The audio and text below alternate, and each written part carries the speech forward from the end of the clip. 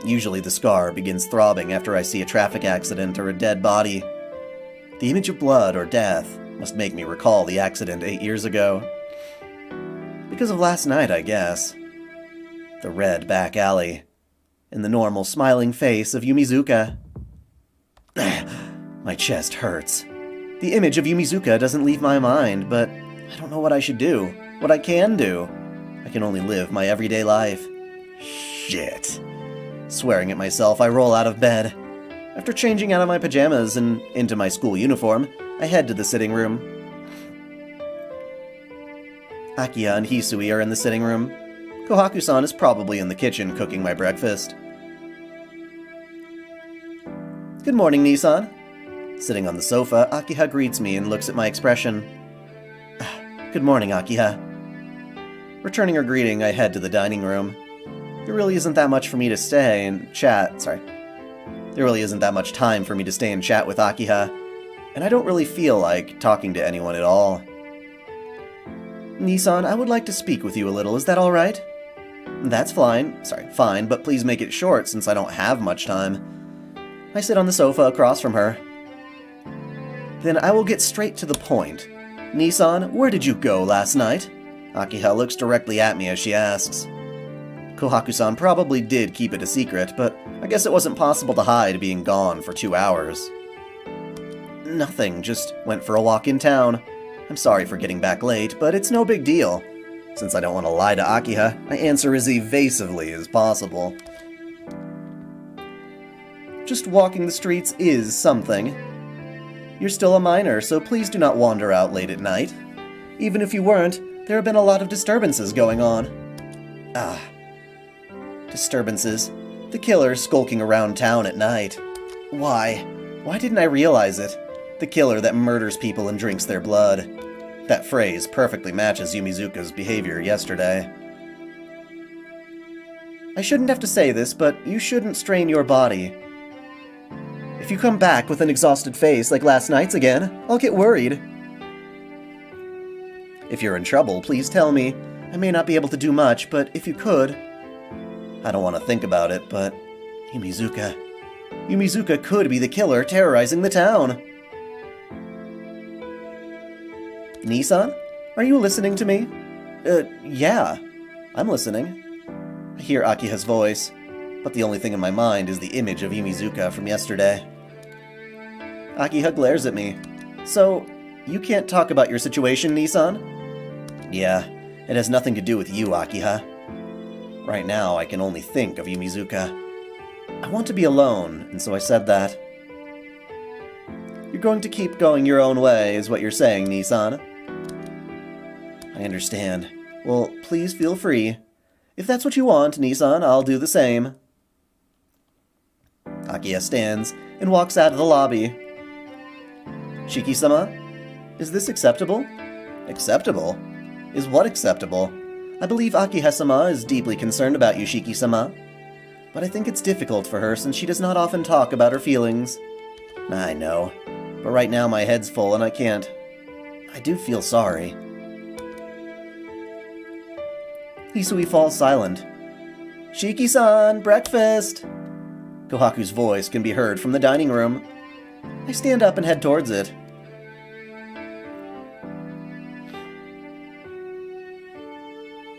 Shiki-sama, around what time will you be returning today? Since today's Saturday, no. It'll probably be in the evening. There's something I want to look for. I understand. Please take care until then. She bows deeply. After Hisui sees me off, I leave the mansion.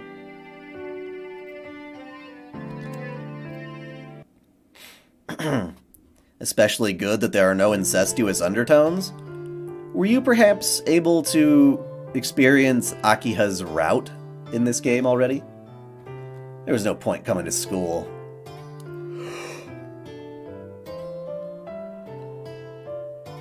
The eclipses glitch with the white lines?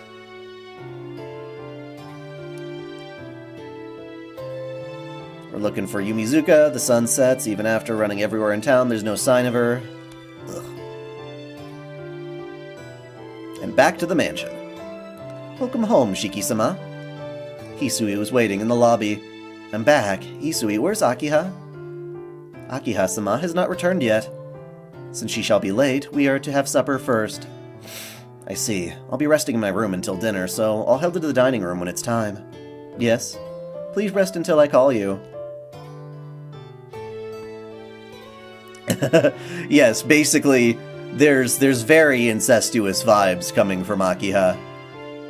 Although, to be fair, we've already learned that they're not blood sister and brother. I don't know if that makes any difference to you, but it makes a little difference to me. About how crazy is this route? About Heavens feel crazy? I feel like this route, in its own way, is one of, like, the darkest, craziest things I've read. Like, we haven't gotten to the crazy parts yet.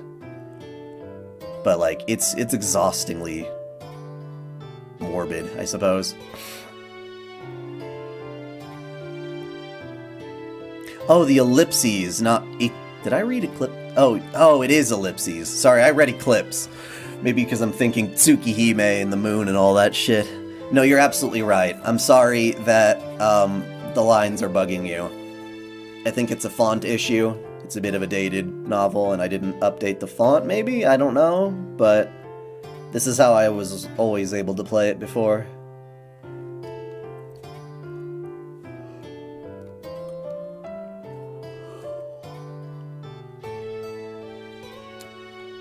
In its own way, I think yes. I think fewer people die, but it's more internal. Like, it's more like the moments when Sakura is about at night killing people, but we're, like, in that type of perspective for a much longer period of time. I turn my back to the bowing Hisui and walk towards my room.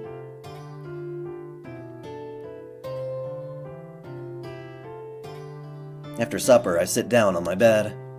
The clock's hands show 9 o'clock. Since leaving the mansion after 8 is forbidden, I cannot go outside any longer. But that's merely a rule. If I feel like it, I can easily go outside. Bye-bye. See you at school tomorrow, Tono-kun. What am I thinking? It's just foolish. I can't just comprehend what's happening to Yumizuka. I do realize she's the vampire serial killer causing all these incidents in town, but still, I can't forget about her last words she said in the sunset on her way home.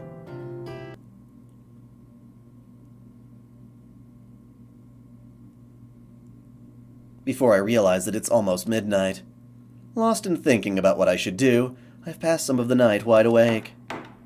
Shiki-sama, are you awake? Hisui's voice. Why is she up this late at night? I'm up, but why, Hisui? Yes, I was unsure, but if you were awake, I thought I should tell you. Tell me what? Just a while ago, a call came for you, Shiki-sama. The message was that I'll be waiting in the park. Phone call? This late at night? Yes, the call ended before I could ask for a name, so I was unsure if I should tell you, Shiki-sama. No, that is... This doesn't require any thought. The phone call had to have been from Yumizuka. Thanks. But it's a little late, so I'll wait until tomorrow. She's one of my classmates, so I'll see her tomorrow. That is not true. There was something wrong with smiling like that, with such a strained face. Stupid, I'm not lying at all. I'm fine. I won't go out this late at night. Akiha would get mad, and you would get in trouble, so there's no reason for me to do that. Hisui descends into silence. The conversation between us dies. Shiki-sama, please do not push yourself too hard. Nah, I'm not pushing anything. I'll go to sleep, so please go back to your room. Hisui just looks at me. Aww. Well, good night. Not being able to endure her stare, I slam the door. Don't slam the door, you ass-face. Sheesh. I can't hide anything from Hisui.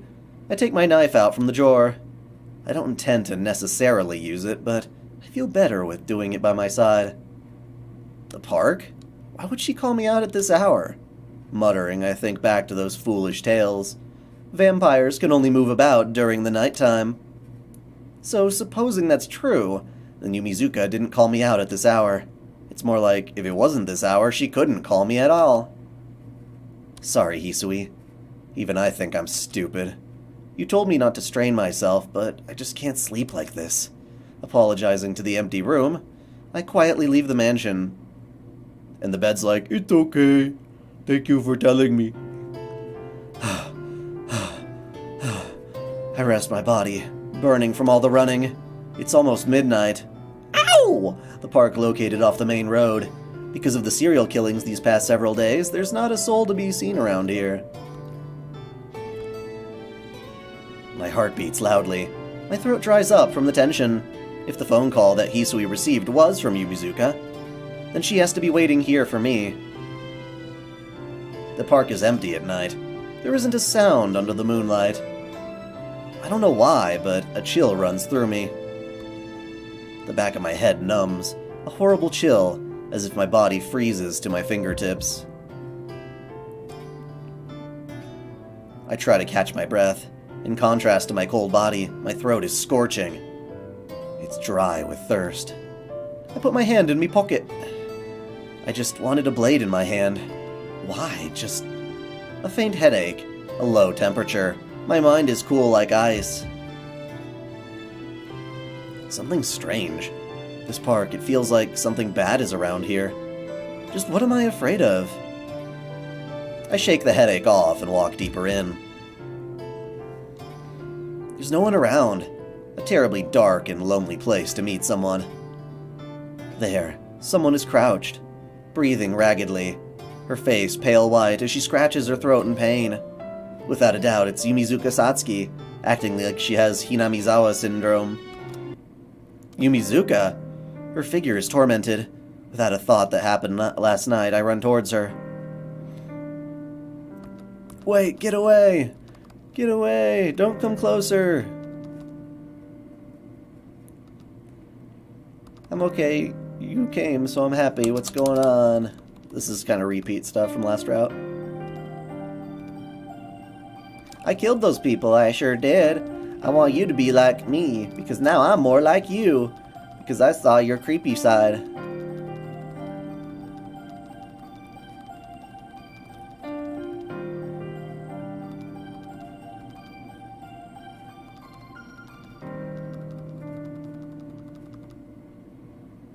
Do you like me, Shiki-kun? How can I answer her right now? I guess for this route, we do have to say, yeah, we like her, apparently. So, there we go.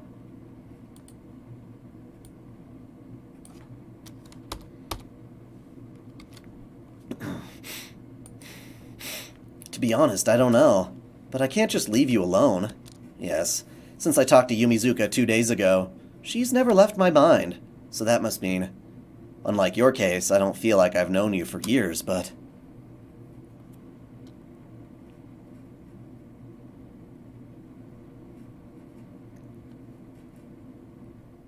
Even though I knew it was dangerous, I still came here. I think I do like you. Yumizuka looks at me, aghast. I stare back at her. No. She shakes her head. She seems about to burst into tears. I don't want that. Yumizuka-san? Because that just makes me look stupid. Still aghast, Yumizuka looks down as she murmurs.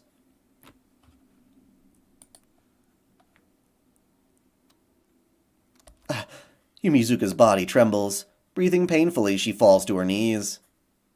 A choking sound. Squatting on the ground, Yumizuka coughs heavily, and she spits out a lump of blood. We've already read that part. Are you okay, Yumizuka? Bum, bum, bum. She's freezing. Collapses against me. It's okay if you don't like me, Shiki-kun, because I really didn't understand you at all until now either. Yumizuka speaks as she coughs. It's alright, don't talk. I'll take you to a hospital. But, that ain't gonna happen. Because I like you, Shiki-kun. My fading consciousness is fading. Oh, sorry, my consciousness is fading. Yumizuka's fangs dig into my neck. Nope, I'm being drained. As if all the life of my body is liquefied and sucked out. Without strength, there are no thoughts. So my consciousness is not fading. It's simply being destroyed. There are no thoughts. I know I'll die if I stay like this, but I can't even... kill this woman. All the same, from somewhere beyond my mind, my blood begins to boil. Yumizuka! Both my arms push her back out of pure reflex. She falls right on her behind. I stand up, but I can't. I'm so exhausted I can barely even lift an arm. Yumizuka sits as if in a drunken stupor. I can't see her face clearly. Everything dims as my consciousness fades. I can't control my body either. All that exists is the pain in my neck. Blood gurgles forth. Yumizuka's teeth marks remain in my neck. Yeah, she puts some of her blood to try and turn me into one.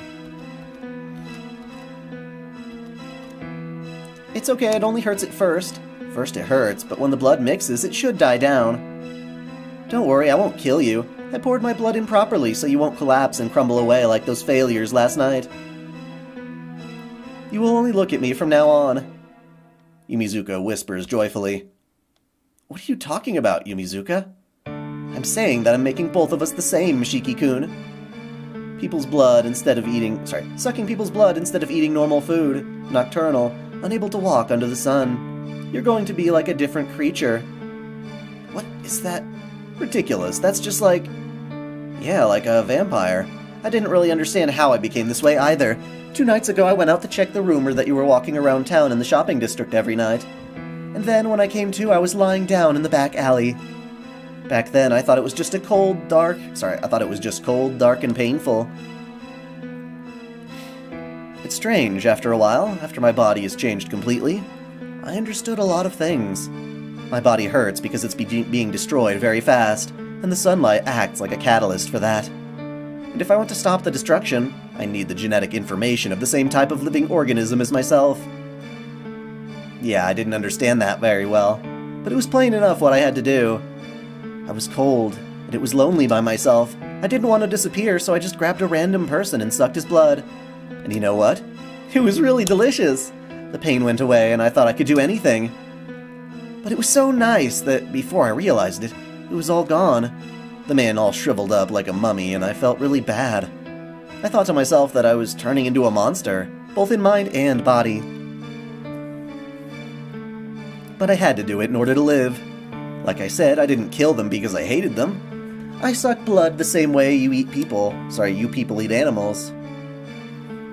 What do you mean, you people? So I decided not to think about it too deeply. What? What is this? Is it okay to kill other people in order to live? But it seems I've become a proper vampire. Tonight's meal was quite fun. Until now I've been sucking blood since I was cold in pain. But now that I'm getting the hang of sucking blood, it's becoming more interesting. You understand, don't you, Shiki-kun? You are a much better killer than I am. What? What are you talking about, Yumizuka? Didn't I say it before? I was always watching you, so I know your gentle side and your scary side. I never talked to you because I didn't understand your scary side. But I understand now. You're the same as me. Hey, Shiki-kun. Even you were thinking you wanted to kill someone, without love or hate having anything to do with it. Don't be ridiculous. I'd never even once thought of that. I'm not being ridiculous. I never understood the fragile air about you, and now that my body has changed, I can understand. Shiki-kun, just you being there is flirting with death. That's the kind of person you are. Like me, someone who has to kill people. Your need to kill others is the same as the need to breathe, right? You know, I was really happy yesterday. It was the first time I was happy after becoming this way. Because I finally understood you, Shiki-kun. I never really knew you before. Shiki-kun, you're the same, right?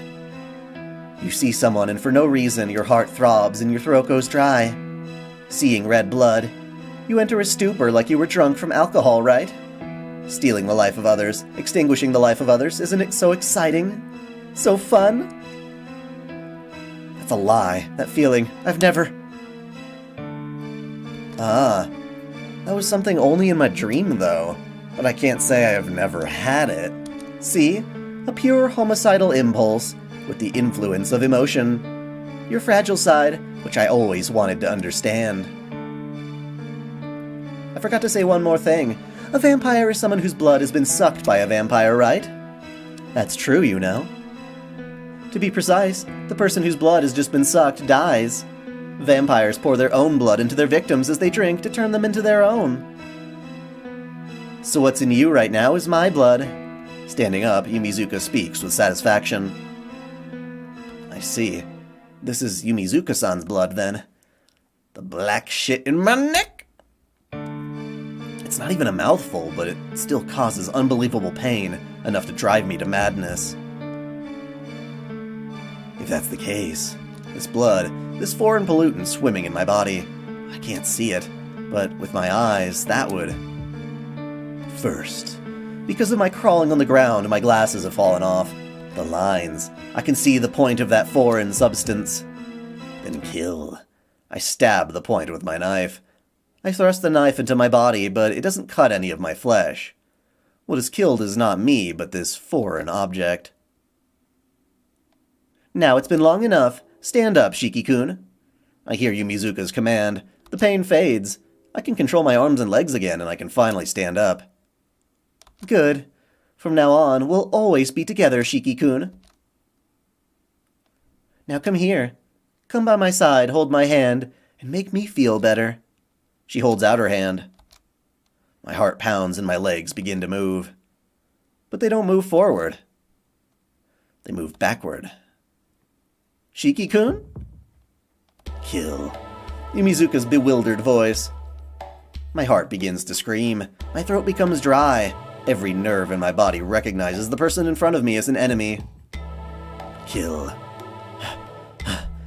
This feeling. It's as if my thoughts belong to a completely different person. I can't resist the impulse flowing out of me. My mind is going hazy. But why? Hey, why aren't you doing what I tell you to? Kill. My heart beats loudly, as if repeatedly ordering me to kill. Shiki-kun, you? No, Yumizuka. She looks at me as I breathe painfully. Why? Why didn't my blood work? I've killed your blood, so I will not become your partner. I mean, he broke away from her partnership before in Akiha's route without having to stab himself, right?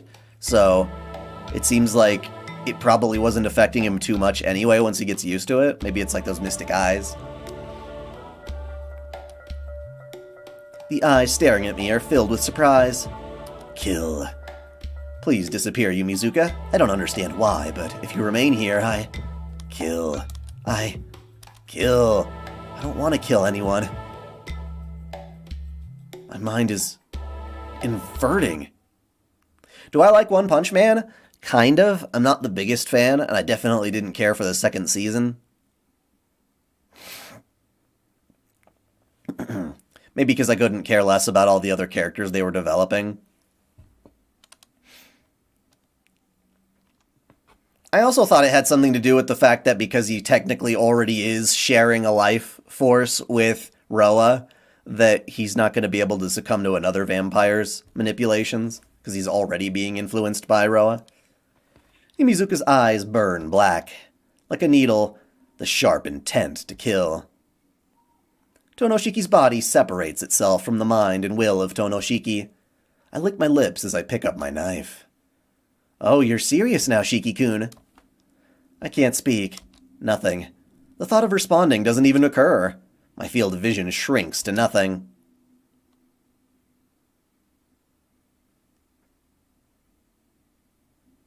Liar. You said you'd help me. I don't know anything about that. Fine. If you won't cooperate, I'll kill you first. There'll be plenty of time to give you my blood after that. Well said for a miserable failure. I can only hear the voice. There are no thoughts. My body kills the body of Yumizuka in return, who is trying to kill my body.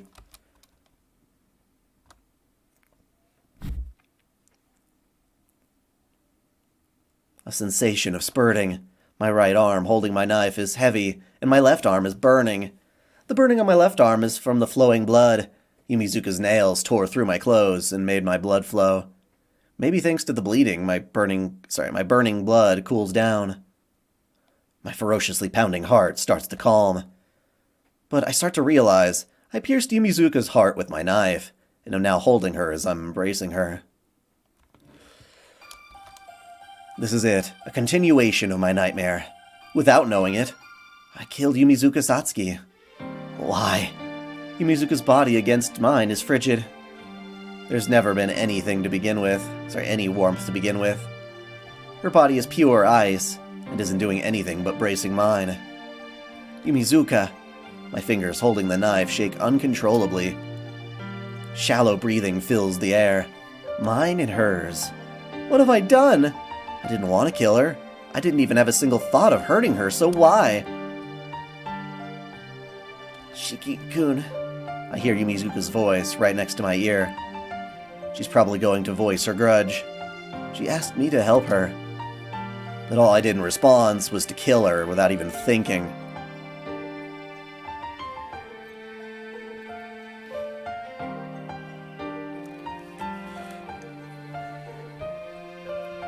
Yeah, there are slight differences.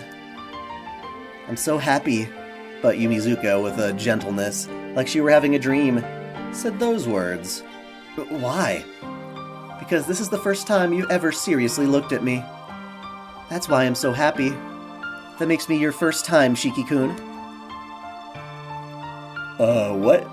Is that like mental virginity? I'm so sorry. They say only death can cure a fool, but in my case, it seems even death couldn't cure me. Yumizuka? There's no reply.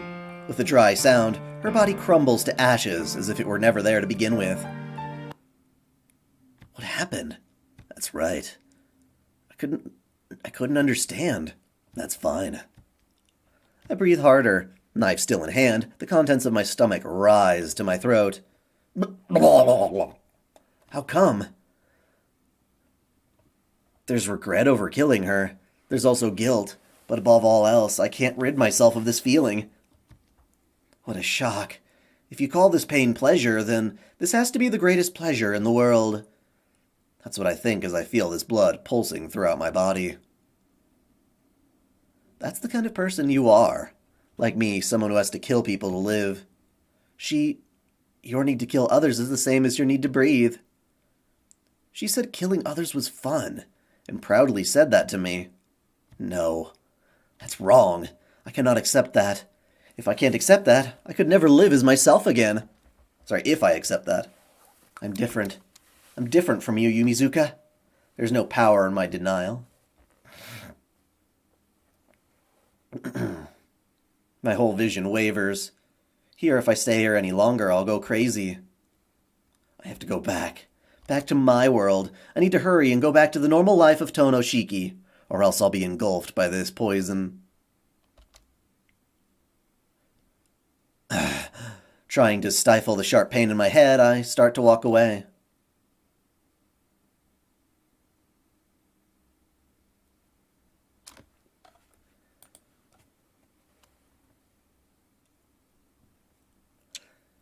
The door opens with a creak. With a heavy body and dulled mind, I make it back to the mansion. My footsteps drag behind me. The moonlight illuminates my figure, making it look like an exhausted ghost. I let my arms where Yumizuka wounded me. Left arms. My left arm hurts where Yumizuka wounded me. The bleeding has stopped, and the gradual lessening of the pain tells me it couldn't have been too deep. I reach the stairs. I don't even care about treating my wounds. Right now, I just want to stumble back onto my room and sleep like a rock. I want to rock!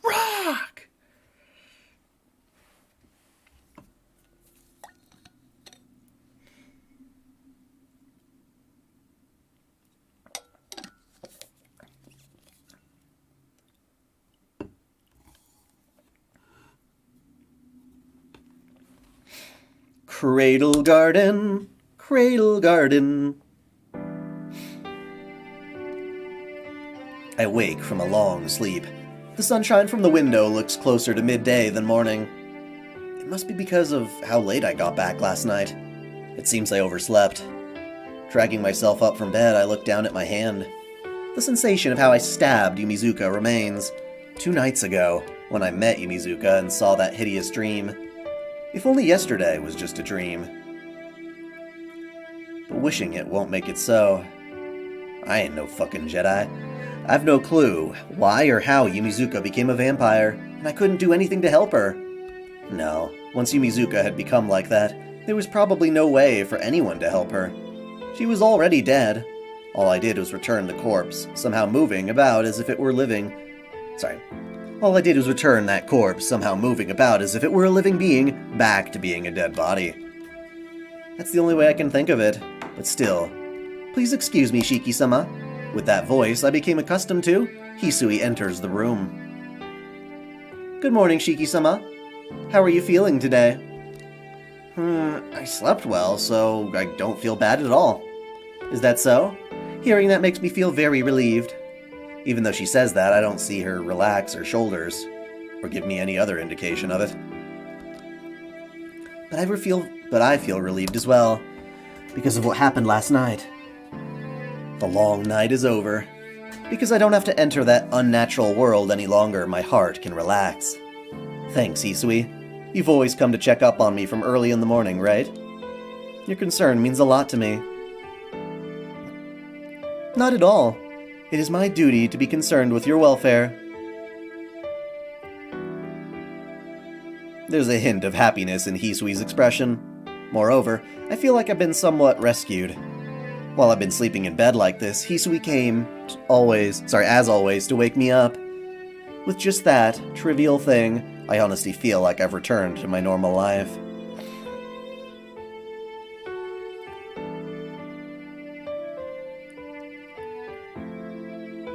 Shiki-sama, this is somewhat difficult for me to say, but difficult to say? If it's about me sleeping in till noon, I really can't do anything but apologize. No, that's not what I meant, but it is perhaps related when you went to sleep. To when you went to sleep.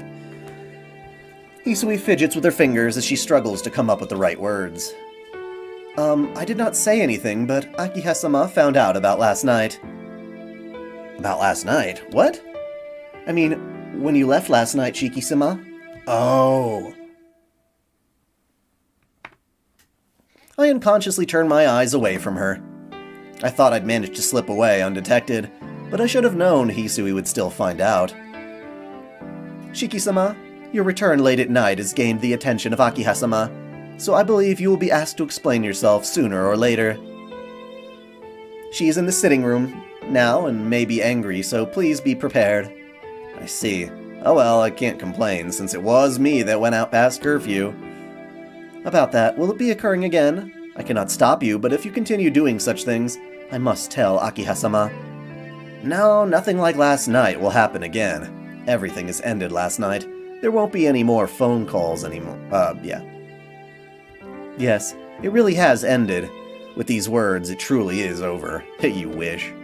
Yumizuka Satsuki is no more. The vampire skulking the streets has vanished. I, with my own hands, sent away a classmate who said she liked me for all eternity. Hisui looks at me with a painful expression on her face. Geez, if Hisui is making that sort of face, then I must look terrible right now. Well, I should get up sooner or later. Hisui, is Akiha still here? She's an awfully busy person, so does she have a routine on her day off? Yes, she does have plans during her day off, but today she is still in the mansion. She has plans, but she's still here? I don't quite get it, but, well, I'll go get changed, so please head to the sitting room before me. Yes. Well then, please excuse me. As usual, Hisui walks away without a sound. But I forgot something really important. Hisui? Yes? What is it, Shiki-sama? Yeah, I forgot to say something. Thanks for coming to wake me up. It's a little late, but good morning, Hisui. Yes. Please have a nice day, Shiki-sama. Well then, I should hurry up and change and head to the sitting room. Sitting room! How about the, laying room? Or the sniffing room? In the sitting room, Akiha is on the sofa. Kohaku is keeping her company, and Hisui is standing by the wall. Good morning, Shiki-san. Morning, Kohaku-san. Sorry to be a bother, but could you fix me something to eat? I'm a little hungry from all that sleeping. Yes, right away. I'll get it ready, so please wait a little bit. Okay, so some of this stuff is being repeat, so I'm going to skip a little bit. Leaves Akiha and Hisui standing there wordlessly. Good morning. She's like, ah, you gonna tell me what the fuck happened? What were you thinking, sleeping in this late? Blah, blah, blah, blah.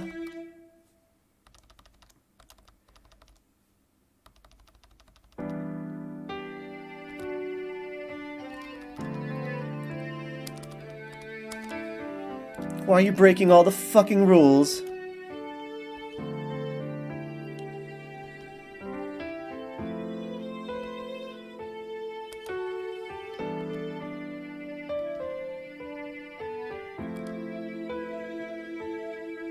Oh yeah, and this is when, you need Hisui to wake you up in the morning.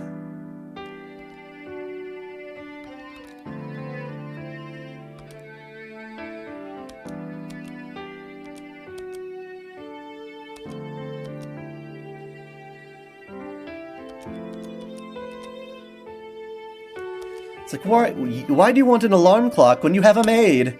Well, what?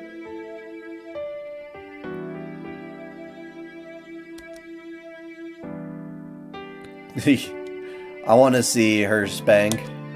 I'd rather see her be spanked, but if she wants to spank, I suppose.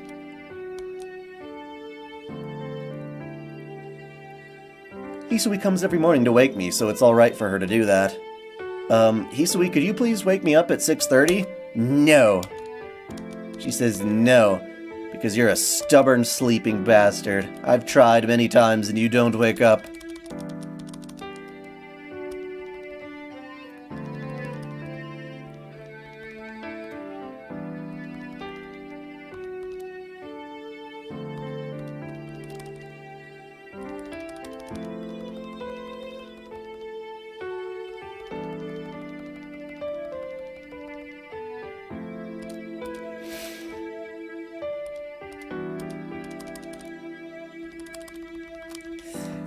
Or rather, his sleeping is so peaceful that I just don't want to wake him. Aww.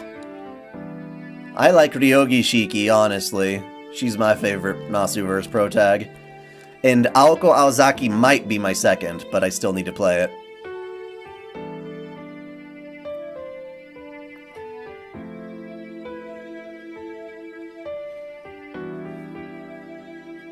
Alright, wait, what?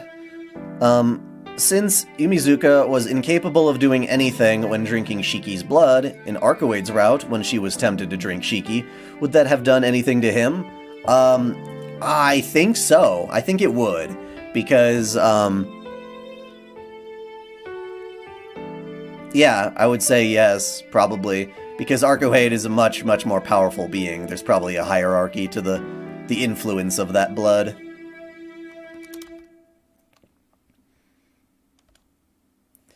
His sleeping face was so nice I just couldn't disturb him. Basically. Thanks for waiting, breakfast is ready. Oh yeah, and then we're gonna start talking about having a party! Here, Shiki-san. You prefer green tea, right? Tea time, tea time, tea time. Are you getting used to the place? Don't spoil Nissan. You're very strict on him. I don't want to be strict, but he's such an asshole. I glance over at Hisui. Since Akiha dismissed all of the other servants except for Hisui and Kohaku-san, I think Hisui must be trusted by Akiha as well. But since Kohaku-san is her complete opposite in personality, I have a feeling there isn't much to talk between Hisui and Akiha. May I be of service, Shiki-sama?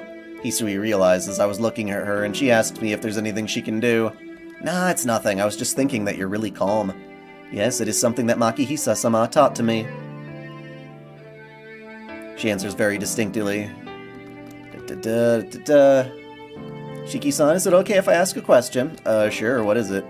You left last night again, so I was wondering if you had some usual scheduled routine to take care of every night. No, nothing like that. The past 2 days were just something special. I won't go out late at night anymore. Besides, I'm not a kid anymore. So it's not like there's any danger or anything. Bullshit! Have you heard of people dying? And he's like, no, nobody's gonna die. Nobody's dying. We good.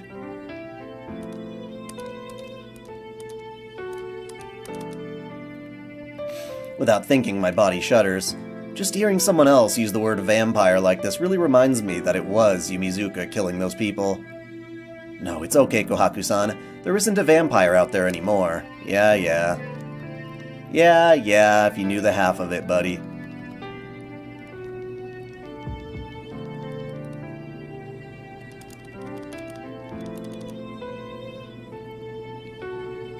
Let's have a welcome party tonight. Just like that, Kohaku-san makes an announcement in a loud voice. Huh? Aki and I say the same thing aloud, and even Hisui tilts her head. A welcome party for Shiki-san. I like her puppy dog face right here. Everyone is here, and we haven't even celebrated Shiki-san's arrival yet. So tonight should be Shiki-san's welcome party. Right? Kohaku-san looks at me and smiles. Crap. Why are Hisui and Kohaku-san so able to read my feelings? Akiha-sama, is that acceptable? If you allow it, we can start the preparations right away. Yes, Nissan has finally come back and we haven't even done anything.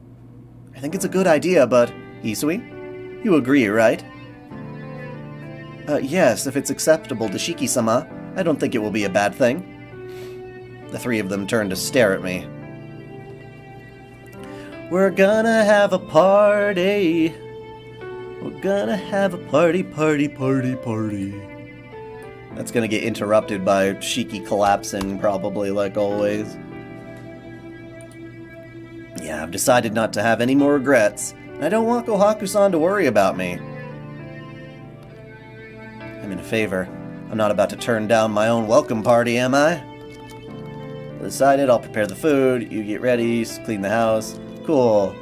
You guys chill until the time comes. So what should I go do? We're gonna go help Hisui. We're gonna try to, anyway. Hisui. I love you, Hisui. I love you.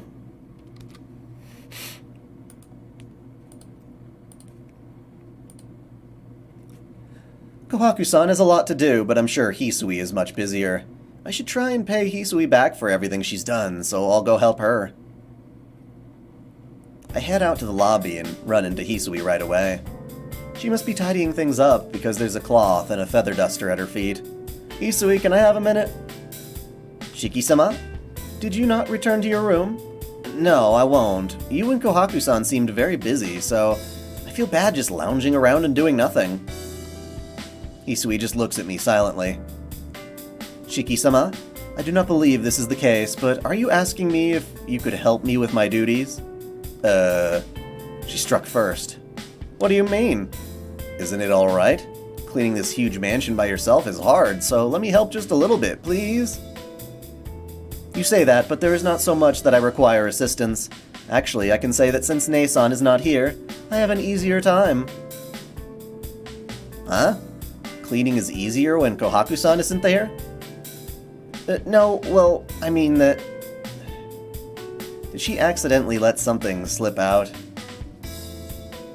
She looks down as she stammers for an excuse. It's something I don't see every day, so I smile at her. Shiki-sama, what I said just now, Nei-san, Flustered, she tries to tell me not to tell Kohaku-san.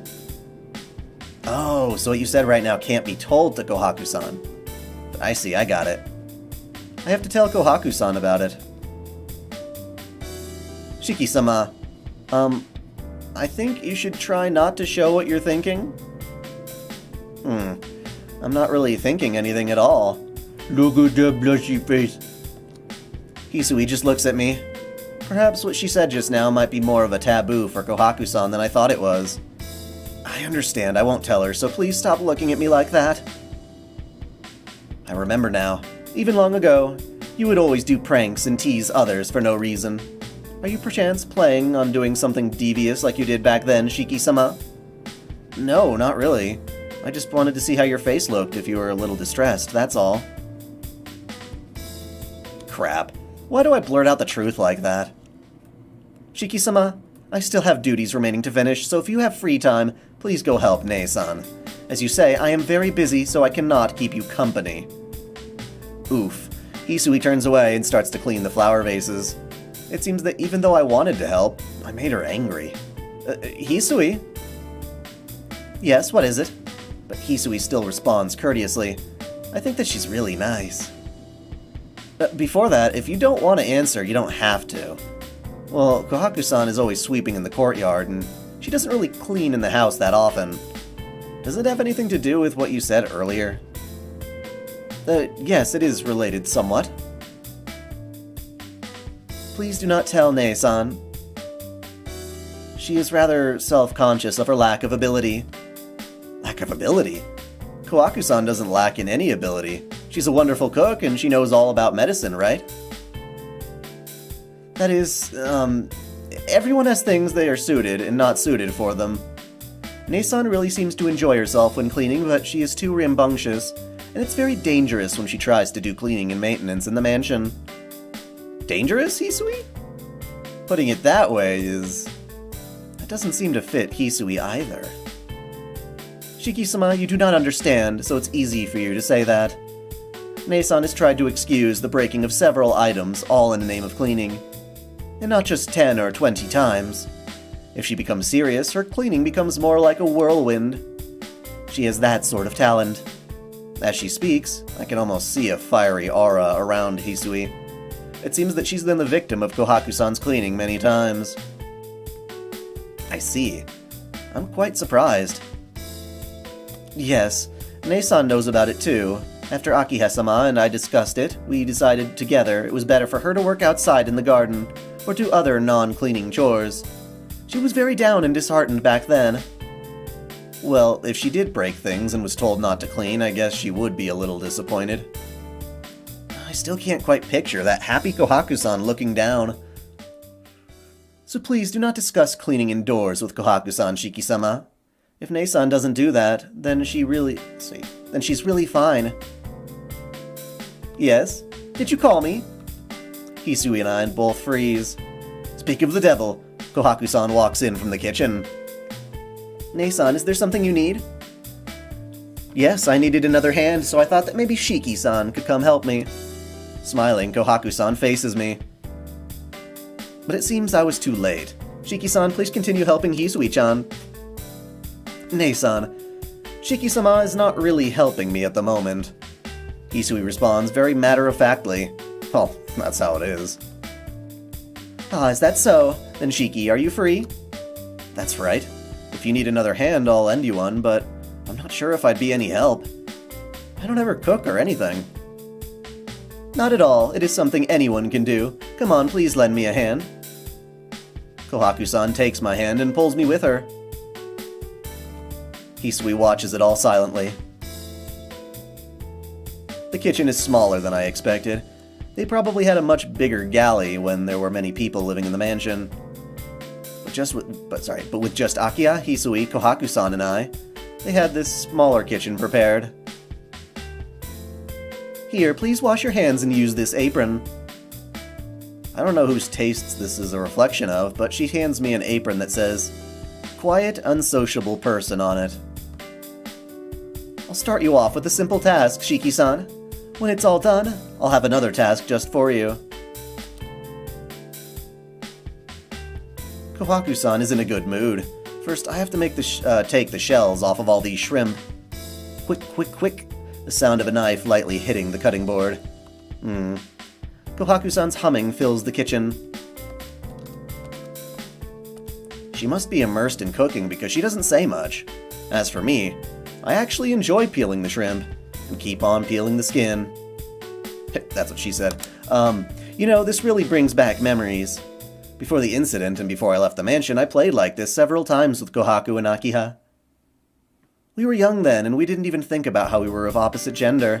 We were just in this spacious mansion, and all we knew was the continuous fun of every day. We played around so much, we forgot about all the things that bothered us before. Or maybe in order to get to the bothersome past, we tried to pass our days with as much fun as possible. Shiki-san, you really have taken a liking to peeling those shrimp, haven't you? Huh? Not really, why do you ask? Because you look like you're having so much fun. You know Hisui-chan, her eyebrows would always be so scrunched up by the time she's done. Really? I'm surprised. She looks like the type that would do it without complaint. Yeah, for some reason, Hisui-chan is poor at cooking. But she's really great at cleaning and arranging things. Oh? I seem to have heard something like that before. Yeah, just now, actually, from Hisui. Well, come to think of it, you and Hisui are different in your own ways. Kohaku-san, you were always cheerful while Hisui stayed in the mansion back then. Oh, did I look that cheerful? I thought I was always watching you all, though. Yeah, I remember. You would always run around with us, but you would tell us to stop doing dangerous things and look out for us. Ah, I really do remember. Playing tag in the courtyard of the mansion, trying as hard as we could to catch my old man's carp in the pond. Hey, remember that time? The time when we left the mansion from the gate, right? We didn't know the way to get back, and you ended up calling the mansion, and one of the mansion's servants had to come pick us up. Yes, and after Makihisa-sama really did yell at you. Everyone was playing with you, but somehow you ended up being the only one. Shiki-san, no matter how much you get yelled at, you always said it was your own fault. Oh, it is so nostalgic. We did so many things, but in the end, you always saved Akiha-sama and me from getting in trouble. She giggles as she speaks aloud. What's this? Talking about old times, I really feel like I've returned now. That's right. I really don't have too many memories of this mansion, but talking about old times honestly makes me feel nostalgic. But my memories aren't just happy ones. But I did treat Hisui poorly. That girl who was always in the corner of my heart. In the end, I was never able to have a true conversation with that girl by the window. That girl, she was always watching us from the window. Always, it struck me. That lonely face looking down, I always thought it would be great if she could come and play. But still, before I left the mansion, she gave me that one parting gift. That's right. She was always shy, even then, so I never knew what she was thinking. I always thought if Hisui-chan was happy, it wouldn't matter what happened to me. Oh? Kohaku-san, you really are a good older sister. I'm feeling happy, so I give an answer like that. Ah, all of a sudden, with a short sound, Kohaku-san lifts her hand. I can see her cut finger with the kitchen knife. Kohaku-san, your finger! Huh? After I say that, she seems to have realized she cut her finger. Ah, that's true. That's true. Hey, Kohaku-san, I don't believe this. Even I could see that cut is really deep, but Kohaku-san is still slow-paced. How embarrassing. I'm supposed to be such a good chef. Kohaku-san gives her normal laugh. But this is no laughing matter. We have to take care of it right away. It's fine. It isn't life-threatening or anything. But we can't just leave it alone. Geez, cutting it like that, doesn't it hurt? No, not at all. If I think it doesn't hurt, then it won't hurt. If I think this isn't my finger and that it's just the finger of some doll, then I won't feel pain, right? What? With a smile, Kohaku-san says something pretty outlandish. Well, I'm sure if you think that way it won't hurt as much, but you can't get rid of it all. Look, let's just get it taken care of. I'm a little weak when it comes to blood, so if I have an anemic fit right here, it'll be your fault, Kohaku-san. I see, then I should take care of it right away. Well then, Shiki-san, excuse me for a moment. Yes, so for those who know what's going on, there's a lot of things that are incredibly suspicious here that I'll point out. For one, when we first started talking to Kohaku about this stuff, she said, I was always watching you. And then he went ahead and said, yeah, we were playing around, and she just kind of went along with it. So you're like, wait a second. Either you're watching us or you're not. I'm confused. So you're supposed to be a little confused by that. So just keep that in mind. And yeah, this thing about the pain. I don't know. That sucks.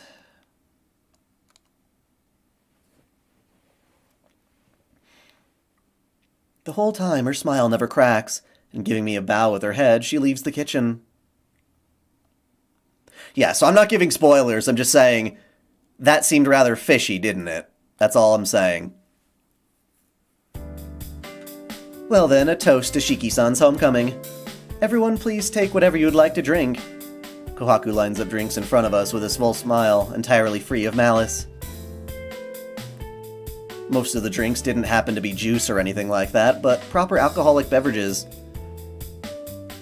SSJ group, I can give you a quick filler on what's been going on.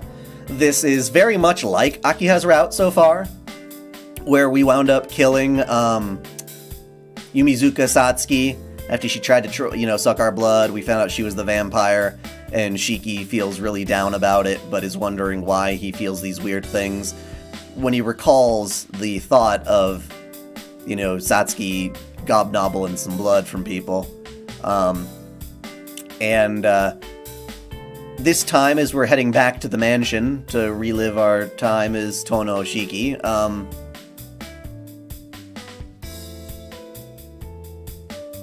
you've been restarting and everything. I don't know what's wrong, I'm sorry. I don't know if it's giving you, an error message or anything of that sort that I could look into. But yes, so, Shiki's like, oh yeah, there was this one girl that I remember, and she was very cheerful.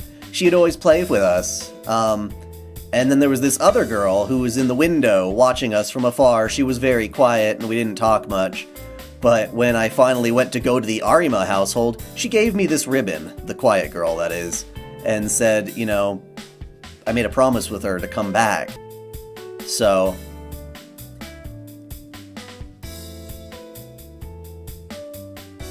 Oh.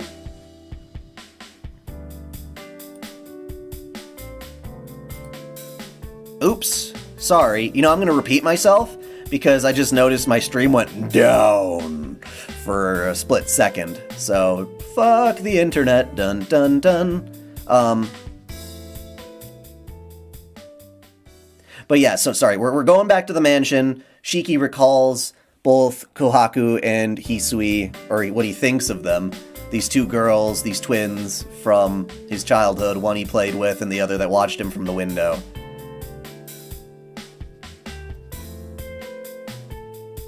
He thinks that Kohaku, because she's so smiley, must be the cheerful girl that he used to play with, and because Hisui is so quiet, that she was the girl watching them from the window. So that's what we think at the moment. And it seems like the girls are playing along with that. Or at least, it seems like we're correct in that assumption so far.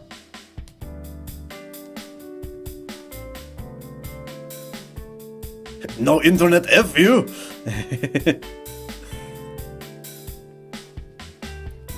Anyway, most of the drinks didn't have to be juice or anything like that, but proper alcoholic beverages. So it's a prelude to the scene? What are you talking about? What scene? Akiha? I was just telling you what happened up until now. What is it, Nissan? There's a gurgling as Akiha fills her glass with a tawny liquid, then adds a little orange juice. That wouldn't be whiskey, would it? It would. So she's gonna get drunk on her whiskey. We need to have alcohol at the party. So far this is the same. Hisui-chan, that's unusual, not juice today. She wants something to... I want to get fucked up. See, Nissan? Even Hisui is drinking. Surely you don't intend to be the only one drinking juice. I would be. If it were me, I would be. I don't drink. You really want to get the most out of this party, don't you, Akiha? Yes. I don't usually like parties, but today's an exception. Who doesn't like parties? I mean, to me, I don't like the, booze-filled, rowdy-ass parties. I like getting together with a group of friends and, gaming or something, or watching a movie. I love that kind of shit.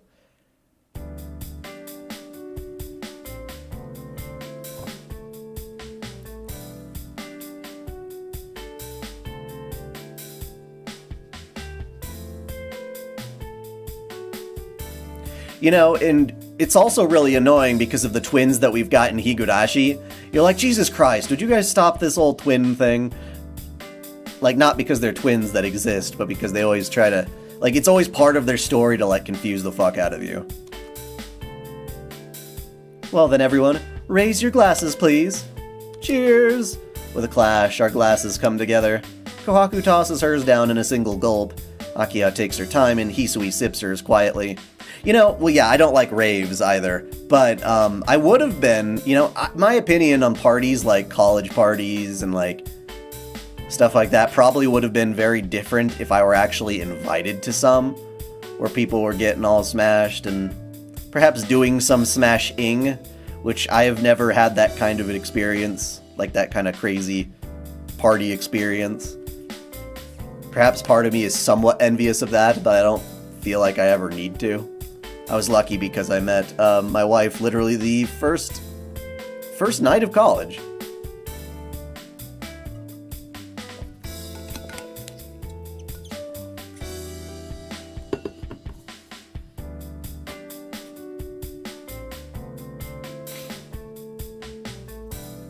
Akiha takes her time and Hisui sips hers quietly. Because I was dumped, like, right at the end of my junior year, so my senior year of high school was me kind of, like, wishing I could, score, like, American Pie style or something. Never happened. Never happened. Instead, I wound up babysitting a bunch of drunkards at prom at a hotel that my mom paid for. It was kind of embarrassing. I was just like, come on, just don't get me in trouble. Stupid idiot falling asleep outside the hotel on the banister. I'm like, don't do that!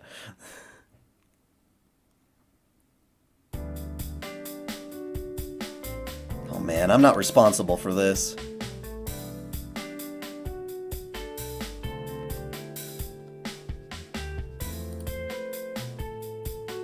You know, I don't know how All Might smashes. God, I bet he has a whole bunch of different names for his sex positions.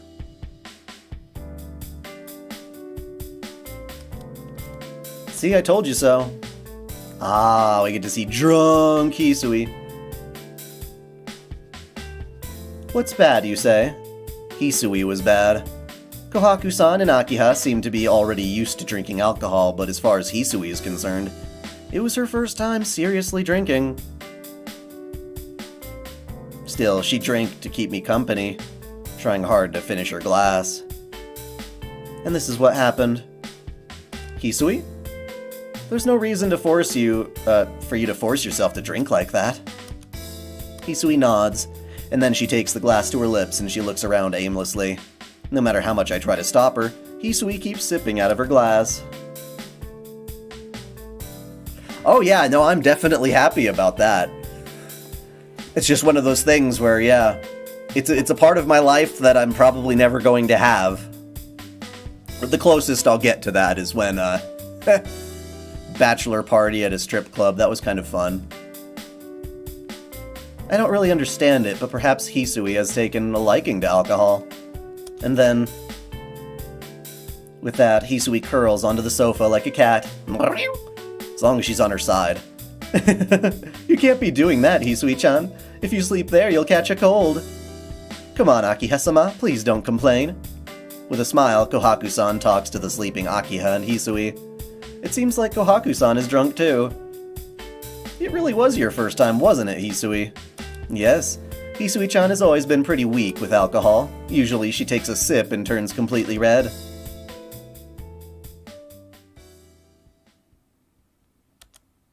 Kohaku-san laughs brightly.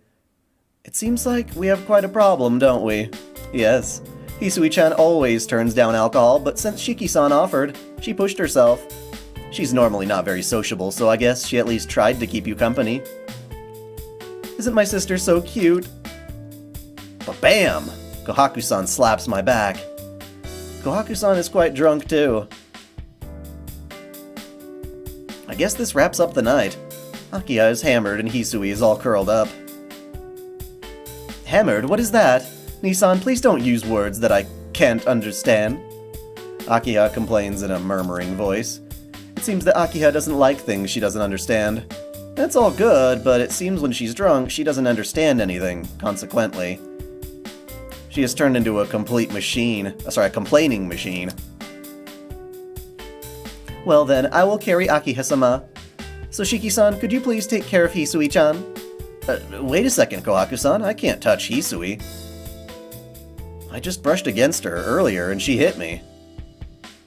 That's right.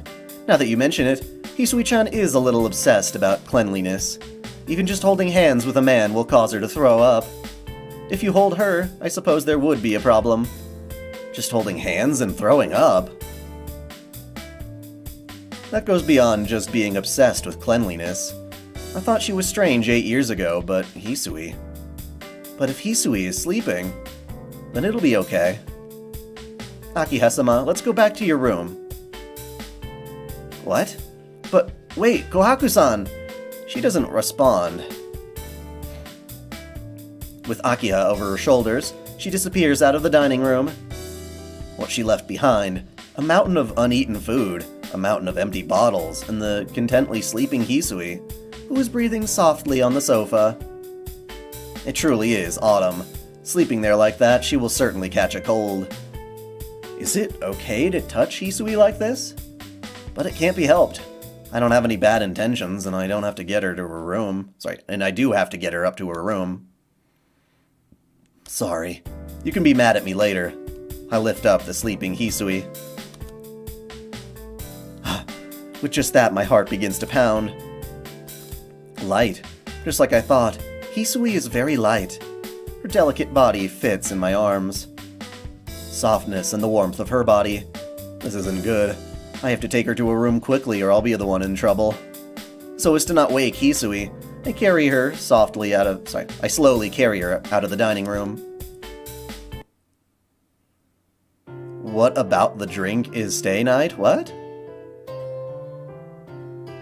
And Dai, how was those interviews were for the art video? What about them?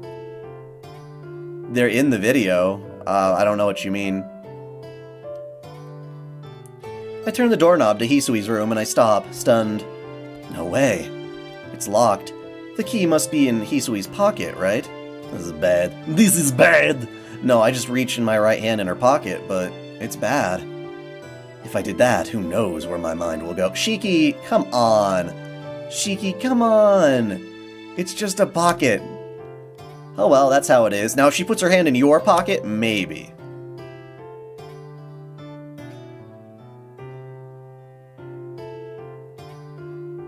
Fortunately, both Hisui's room and my room are on the second floor. So I came back to my room with Hisui still in my arms. Here we go. I place Hisui on my bed. I guess she really pushed herself drinking alcohol, as she does not wake up. Well, what should I do now? Am I that tired from carrying Hisui? I fall to the carpet. It seems like the alcohol is having an effect on me too. Suddenly, I start to feel very dizzy.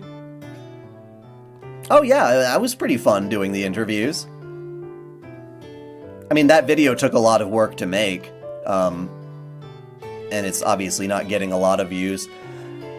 As I thought, my revenue is going down, and it's becoming a little tricky because the viewership is just going down too, so... If you could all, you know, again, pick a video, any video that you like, and if everybody shared it, their favorite video, I would probably be okay. Well, whatever. I hadn't really planned on doing anything anyway. Even if I go to sleep on the floor like this, I don't think anyone will complain.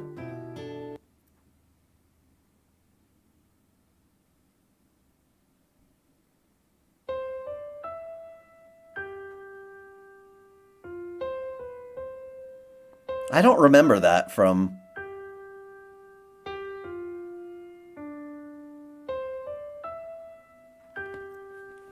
No, it's fine. I'm pretty used to the fact that if I'm not making something like Fate, or especially Fate memes, that my views are gonna struggle. It's really weird being a YouTuber because you know that you could make videos that are going to get more views because you know the habits of people. And trying to make the videos you want to make versus the videos you need to do for money is a very weird thing. Oh, you guys are amazing. That's why we have things like Patreon and YouTube supporters, is what keeps that stuff stabilized, because you can't count on algorithms and ad revenue. Screw that. You know, that's why I have them, and so I am absolutely grateful. Without them, I wouldn't be doing it full time. So don't forget about that. But I just want to clarify that, yeah, no, it's weird. Like, if you look at people like Hirohei and Yellow Flash, they are two perfectly fine YouTubers on their own, but I noticed that what they do is they make multiple videos a day. They're very short videos. They don't take a lot of effort to create because it's just them saying some stuff in front of a camera, very low editing. And they react to the hot takes that are on the internet, like a tweet. Like, oh, someone said something about Nagatoro, let's make a whole video about it. And they'll make it that same day, release it that same day. And so it's a very different thing for me, who makes, you know, very pre-planned videos, puts a lot of thought into them, then has to go through a lot of different stuff. I write the script, I record the audio, I chop the audio down so that it's all cohesive, because I make all sorts of stupid talking flaws, as you know, on live streams. Then I take that, I usually have my avatar record the voices. It can be really hard when I'm trying to do avatar stuff with my hands, because the tracking is terrible on them and they break all the time. The hands will just sort of drop like a dead fish. It's like, no, what are you doing? The motion tracking isn't very good. You know, I put that stuff together, run that through After Effects, put my video together, and then I have to grab all the footage from different anime and things to show a clip for pretty much everything I'm talking about, so it's an entertaining video. What was the interview video called? It's just the fan art results. The results of the fan art competition. But at the same time, people like that, you know, like Hirohei and stuff like that. It's just an example of someone whose style has shown to grow them much faster, much more quickly, and get them a shit ton more money. And even within the Fate realm, people are less interested in the lore videos than they are, clearly, about guides and servant guides and reviews talking about them for the actual game. They don't really care about the story as much as the stats, and that's kind of the opposite for me. So, I don't know, it's tough. It's tough when you're in that position where you put out a video that you think is just as fine as any other video, but it gets like maybe 1/10 of the views, and you're just like, man, if I were even close to that set of views, I would be like having no complaints whatsoever. I'd be living it. And it's not like I'm going to stop making the lore videos, that's what I do.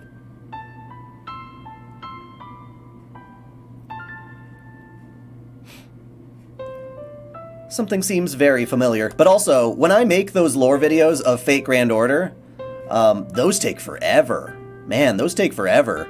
Just sitting down and recording all of the frickin' cutscenes of any given singularity pretty much takes, like, multiple hours, like 3 or 4 hours, just sitting there, tapping away and recording the the conversations. And that's me trying to remember, okay, what the fuck happened in this story again? I played it, it was confusing then, but now I have to become a master on it. That's tough. It's tough, but it's fun. An old Japanese-style room. And then that's not even compared to the fact that you have things like copyright.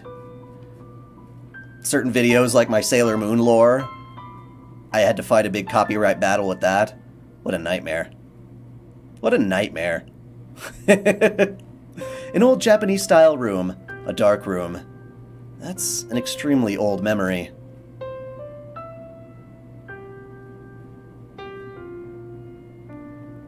When I was very young, I wasn't used to the new people that took me in, so I locked myself up in my room. I didn't care for anything. I didn't want to talk to anyone. Always alone, and I didn't want to be swaddled in the cradle of my happy memories. Which is why that it's time to, do something like this and stream Tsukihime. I'm very happy. This is one of my, favorite things to do, is to do streams like this, because they're very emotional, they're very story-driven. I feel like that's something I can do as a storyteller of sorts, even if it's not my words. Always, always alone, and I wanted to be swaddled in the cradle of my happy memories. Even if I knew there would be nothing like that for me ever again, I still wanted to do so. Well, what's funny is, with the Sailor Moon one, I was 100% in my fair use rights. All of my videos are. I found ways to edit them in a way that it doesn't immediately flag the system, so at least I don't have to deal with automatic copyright flagging, like hardly ever anymore. I used to a long time ago, but then a company will come along and they will slam you with a much bigger copyright thing. You'll actually get a strike, and YouTube system is dumb. I'm sure you've heard of it. Basically, Toei Animation has claimed Sailor Moon from your video. It is blocked in all countries, and you can't get revenue. And I'm like, bitch, that's one of my moneymakers. I have to do that. So I contest it, which basically says, no you, back to Toei Animation. And then Toei Animation looks at that. They wait literally as long as they can, like the full 30 days, and then they say, no you, back to me. And I'm like, okay, all right. So then I put my foot down, and actually, no, when they say no you, that's when I get a copyright strike.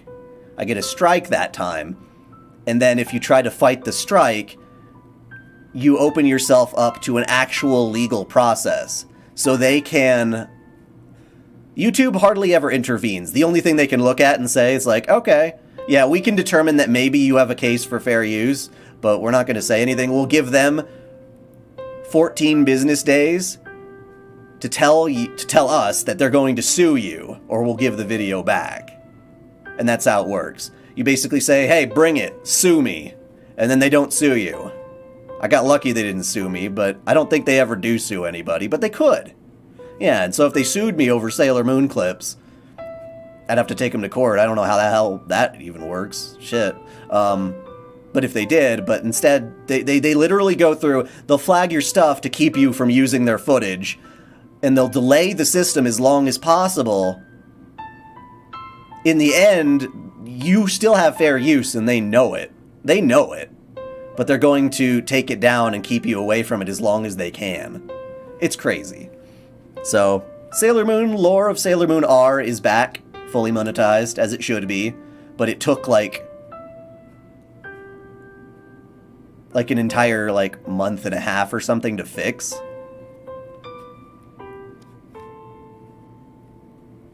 Knock knock, came a sound. Who is it? It's me. Ah, she came again. That girl around my age was knocking on the door again. Shiki-chan, let's play. You'll get moldy if you stay in a place like that. I don't wanna. I don't like going outside. Hugging my knees, I huddled in a corner of the dark room. And that has nothing to do with monetization. I used to be in a state where pretty much every video I made would get automatically demonetized, and I would have to fight them. YouTube has really improved over that particular year. That was a dark year for YouTube. Everything following with the adpocalypse and stupid PewDiePie saying the R word. Not the R word, sorry, the N word. Saying something racist.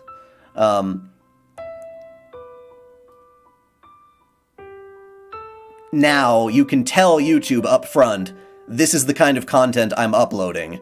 And if they find that you're telling the truth consistently, they'll stop doing those automatic flaggings.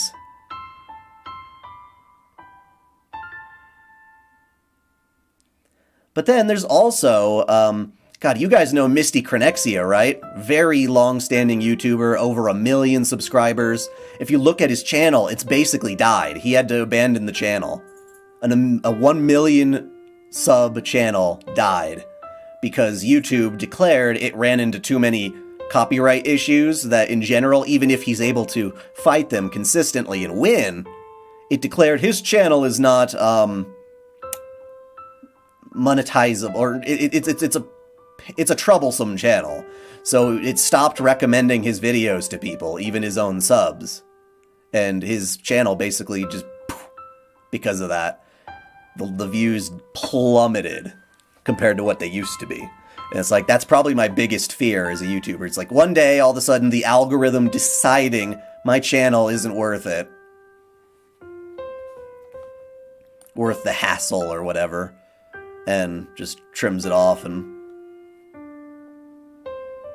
even though you're making the same content you've always been, putting just as much effort, if not more, into your content, just nobody finds out about it. You have all your fans come back and they're like, oh, you're still making videos? It's like, oh my god, where were you? It's scary. That girl came every day. She would always knock, never getting tired of it. She would never force me out, so she would not open the door, but just continued to call my name. Why won't you come outside? Because there's no one I know outside. Everyone hates me outside. That's not true. Everyone wants to like you, Shiki-kun. I'm pretty sure PewDiePie is just trolling people with the whole VTuber thing. His avatar is literally as stock as it gets, right out of VRoid. He put very little effort into it, which to me just seems like it's like, oh, look at me, I'm a VTuber. And he's willing to make some videos saying, I'm a VTuber.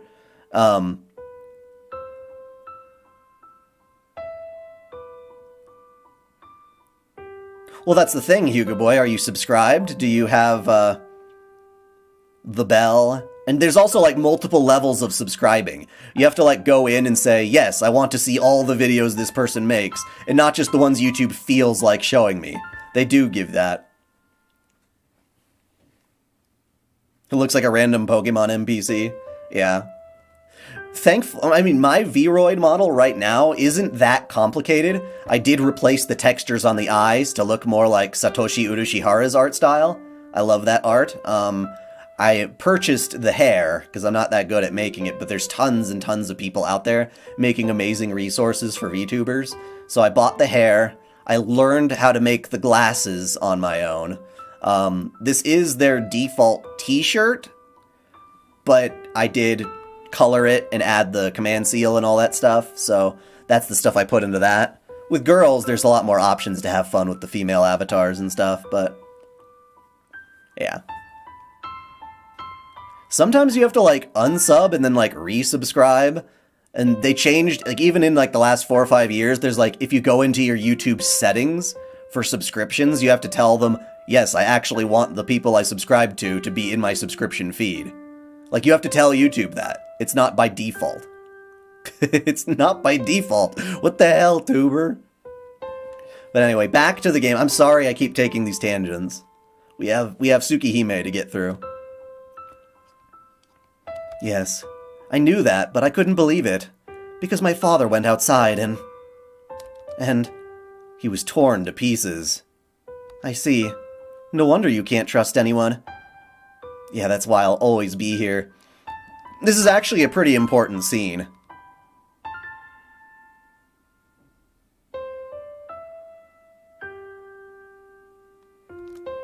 I don't want any more scary things happening, but you'll be just by yourself all the time. Being by yourself is no fun. Even if it's no fun, it's better than being scared. That's not fun at all. Then Shiki-chan, you can believe in me. You say I can believe in you. That's a little backwards. Don't people normally say, I believe in you? It's okay. Shiki-chan, you can trust me and come out.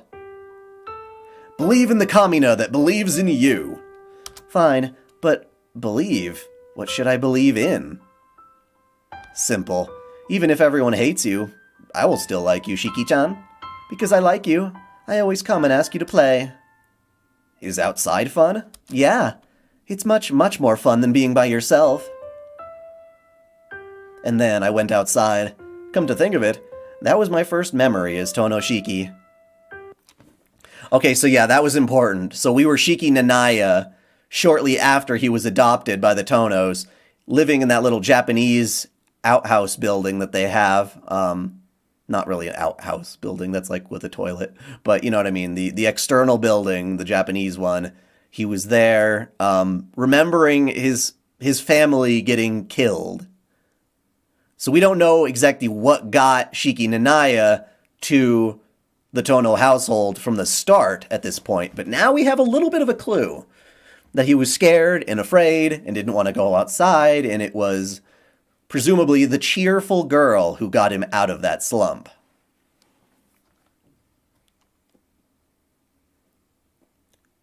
Oh, cosplay as Shiki with the avatar? You know, that's funny, because Shiki is basically just wearing school clothes.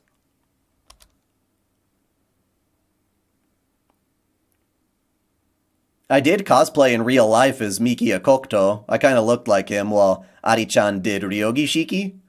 But nobody knows who the fuck Kokuto is. And even if you're standing right next to Shiki, it's like, what? A bright light floods my consciousness. As I open my eyes, the morning light shines through the window. I wake up from my dream. I don't quite remember it, but I vaguely recall watching a dream. It was very nostalgic. The smell of tatami. Is that what it was? Huh? That's strange. Even though I'm awake, I still smell a nice scent.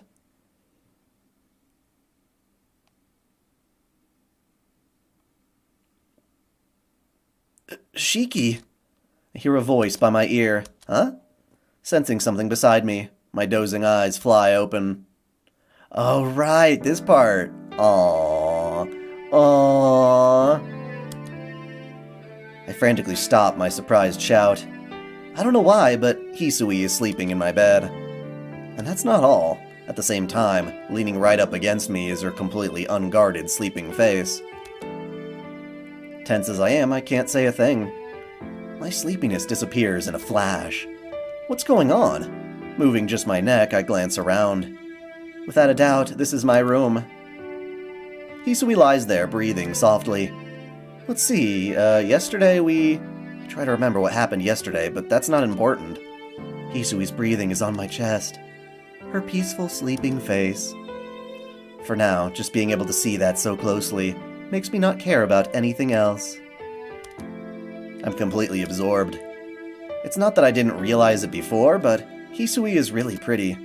It's not that she just has a beautiful face, rather her graceful atmosphere. I can't help but think that it's pretty. Hisui, if I could, I would like to stay like this forever. But that can't happen. Besides, unless Hisui wakes up soon, there'll be a lot of trouble. Hisui? Hey, Hisui. I call, but she doesn't seem to wake up. Hey, it's morning. Isn't it time to get up? I gently shake Hisui.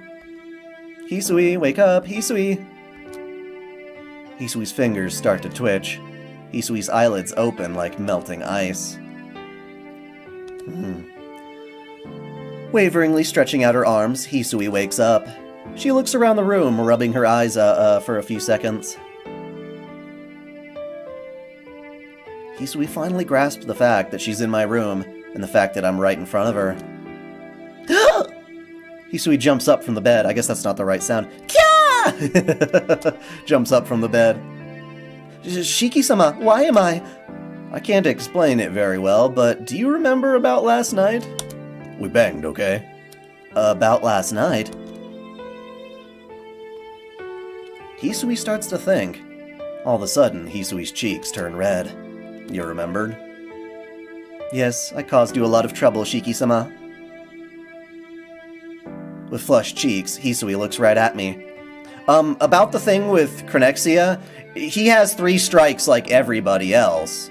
The problem is, there are lots of different copyright claims that don't turn into copyright strikes. That's something separate. Sometimes they'll just block it in a country or several countries, and even those little minor instances of them claiming your videos can add up over time. So that can definitely happen. And of course, over history, you resolve those strikes. Like, I believe, Misty's in proper right to fair use on every single one of those videos. And has fought them properly, each and every one of them that needed to be fought. But it's still, YouTube keeps a record of the fact that, wait a second, even if you've resolved all these copyright strikes, you're still a channel that tends to get issues with copyright all the time. So we're going to lower the recommendation on your channel too. So, every copyright instance it's a separate case by itself, but just the fact that he kept getting them is what pissed YouTube off, I guess. And they do it automatically. It's not even like a person saying, haha, I'm gonna cancel it. To the point where even if you're talking to YouTube staff, if you finally get YouTube support, someone human to talk to, they'll be like, well, this is what happened. Our YouTube algorithm has determined that your channel gets too many copyright issues, regardless of whether they were false strikes, or you've resolved them, or anything. It's just sort of like, the system has automatically decided it doesn't want to promote you. So I can't fix it. I can't tell it not to do that anymore. Even though you have 1 million fucking subs and you've been on here for years, making legit content. It's like, they just tell you, oh, well, that's what our system says. I don't know. I just do what the system says. So even the people who work at YouTube, humans, are still at the mercy of the algorithm. It's so stupid. They can't override things sometimes, depending on what it is. With flushed cheeks, Hisui looks right at me. Sorry about that. I went to your room, but it was locked and I couldn't enter. I thought you could sleep in my room while I went to get Kohaku-san, but the alcohol got to me, and just like that, I fell asleep. Yeah, that's exactly how I remember it. But that's odd. Last night I thought for sure. That's odd. I thought I went to sleep on the carpet, but sometime during the night I must have gotten on the bed. I wasn't thinking of doing anything weird to you, Hisui. I just now woke up too. Hisui stares at me silently. I mean it. I didn't have a choice. Kohaku-san had to take care of Akiha, and I couldn't just leave you alone like that. I apologize for holding you, and I was ready for you to get mad at me for doing that. Trying to answer Hisui's direct gaze, I tried at my utmost to explain.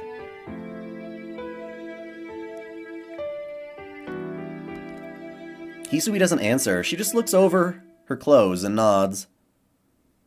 It appears that way. My clothing does not appear to be tampered with.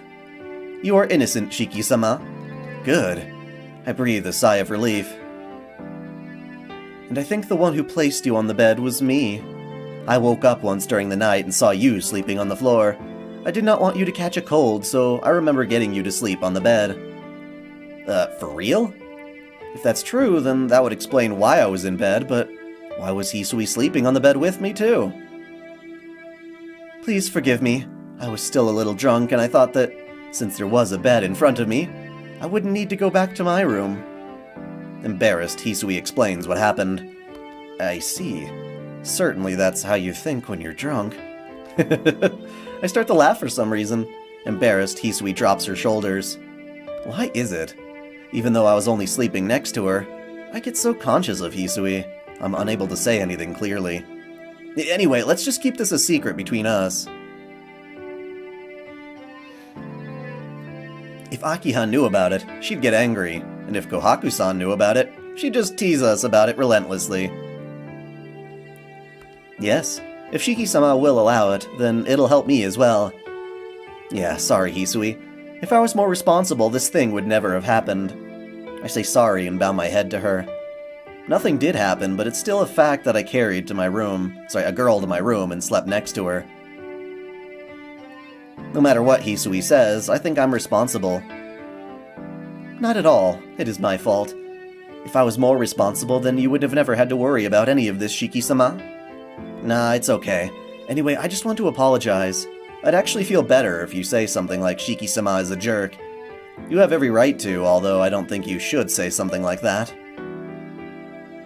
Ah, yes. That kind of order would be very troubling, wouldn't it? So let me apologize. If you don't let me, then I'll never trust you with anything again. Hisui just stares at me deep in thought. Shiki-sama is really clumsy, are you not? Hisui says this in an awfully kind voice, different from before. Well then, I'll say Shiki-sama is at fault this time. I will have to let you make up for this time I'll have to let you make up for this sometime, so please do not forget. Hisui? If you will please excuse me, Shiki-sama, please hurry to the sitting room or you will be late. Hisui gives a perfect bow and exits the room. I just remain there on my bed, mouth open and stunned in silence.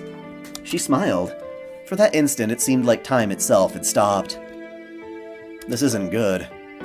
This really is not good. All she did was smile, but why am I so stunned? I go to the sitting room and see Hisui standing there. Akiha has already eaten breakfast and is drinking tea, and it seems that Kohaku-san is in the kitchen. Good morning, Nissan. You're up very early this morning, aren't you? Ah, this morning there was a little trouble. I stop short and steal a glance at Hisui's face.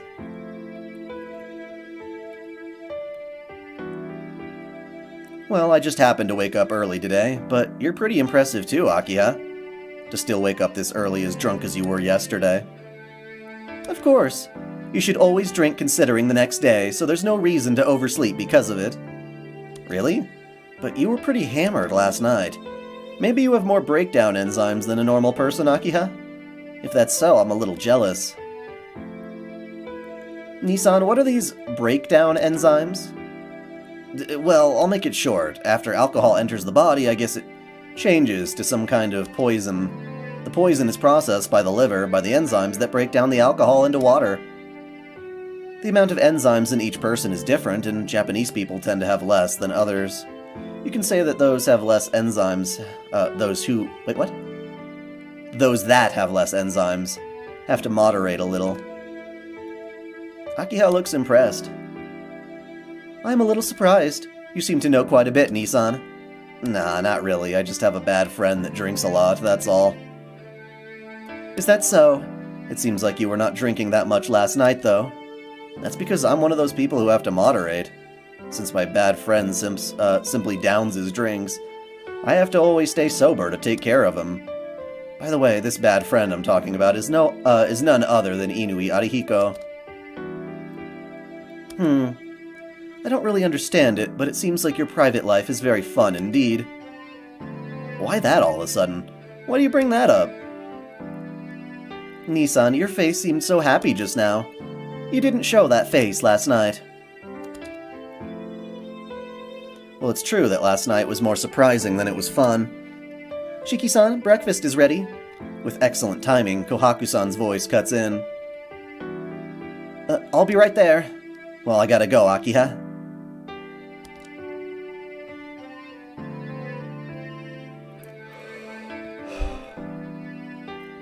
After finishing breakfast, I head to the sitting room to find Akiha gone. Huh?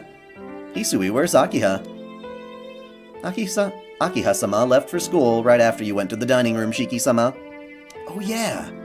Akiha's school is far, isn't it? Well, I shouldn't be standing around either. Yes, I will bring your bag right away. Hisui disappears toward the lobby. I stare listlessly behind her. Shiki-san, what happened last night? What do you mean, Kohaku-san? Oh my, I see you're blushing. It's funny because when I became a YouTuber, when I decided to do that, which is like, 6 years ago? Jesus Christ. I still haven't hit 100k subs. That's one of my current dreams right now, is getting that, at least that far. Obviously, I want to keep on growing, but, I realized that I was not going to be the kind of channel that chased trends, or necessarily tried to. It's hard to. It's hard to. But it's hard not to follow trends and do what's popular, because that's what gets big videos. But I always wanted to create a really stable fan base, like, there's a YouTube channel called GameSack. And all they do is play really old retro games. And review them and stuff. And that's pretty cool. That's pretty cool. I really like their channel. They're playing old games, doing old things. They're not following any type of recent trends to stay popular. They just have it nice and stable and sturdy. And that's kind of what I based my channel on, and it's kind of evolved and done things over the years. But, yeah, that's kind of what it is. As long as I can find a stable existence being that type of YouTuber, I'll like it. Oh my, I see you're blushing. Something must have happened, didn't it? No, nothing happened at all. Go ahead, ask Hisui. Is that so? It seems like you've become pretty good friends with Hisui-chan. Kohaku-san tilts her head to the side. Game Sack with a K. C-K. S-A-C-K, that is. They're two dudes who actually probably live near me. I think. I think they're like a town over. I haven't met them in person, but I know of them. We go to the same retro-ass video game store occasionally. The boss battle? I don't think I've seen that. I became good friends with Hisui? That's something I'd like to hear about myself. Shiki-sama, I have your bag ready. Please get ready to leave the mansion as you do not have much time left. Yeah, I'm coming. Later, Kohaku-san. See you this evening. Yes, I look forward to it. And I have not played Cave Story either. I'll come right back today, so I'll be back around 4 o'clock. Oh, and you don't have to wait here. I understand. Please be careful on your way, Shiki-sama. Thanks. I'll be going now, Hisui. I am. That's as specific as I'll get, but yes. Waving a hand to the bowing Hisui, I dash down the street. I suspect I live close to them, because they've mentioned where they've been to, but I get to the classroom and the class starts uneventfully as always. There's no one at Yumizuka's desk. Even though classmate is gone forever, class life remains unchanged. I become a little uneasy. Because of Hisui, I'd forgotten all about that. Perhaps because of the incident? With that uneasiness, my thoughts drift toward the sky. Before I realized it, the school day was over. I let out a sigh. I don't really feel like seeing Arihiko or Senpai. Right now, it seems like I'm more at ease in the Tono Mansion than in school. I enter the lobby and immediately encounter Hisui. Welcome back, Shiki-sama. I'm home, Hisui. Are Kohaku-san and Akiha here? Akiha-sama has not returned yet. Nei-san will most likely be in the rear courtyard sweeping. As usual. Well, I'll be in my room, so please continue whatever you were doing. Yes, please excuse me. I head up the stairs to the second floor. Shiki-sama? I will be in Makihisa-sama's room, sorting some things out. If you need me, please call for me. Hisui disappears toward the east end of the mansion. Putting down my bag, I take off my jacket. Well then, there's still time until evening, what should I do? I like how he does that, but we're gonna go see Hisui. We're always gonna go see Hisui. Yeah, we must see her all the time. For she is so cute and diligent.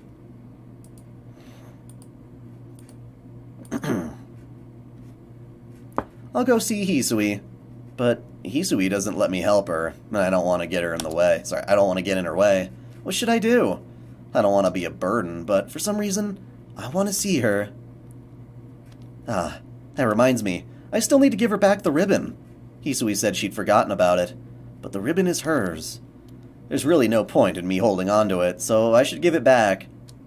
I don't think that's a good idea, Shiki boy. She doesn't even remember the damn thing.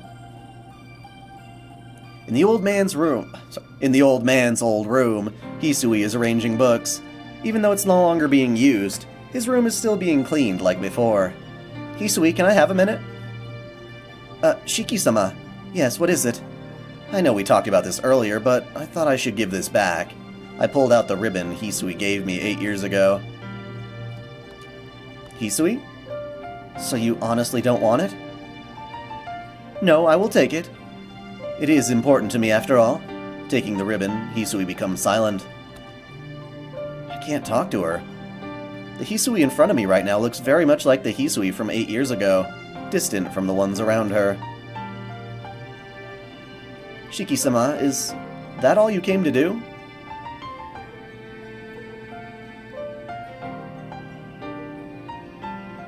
I like this route.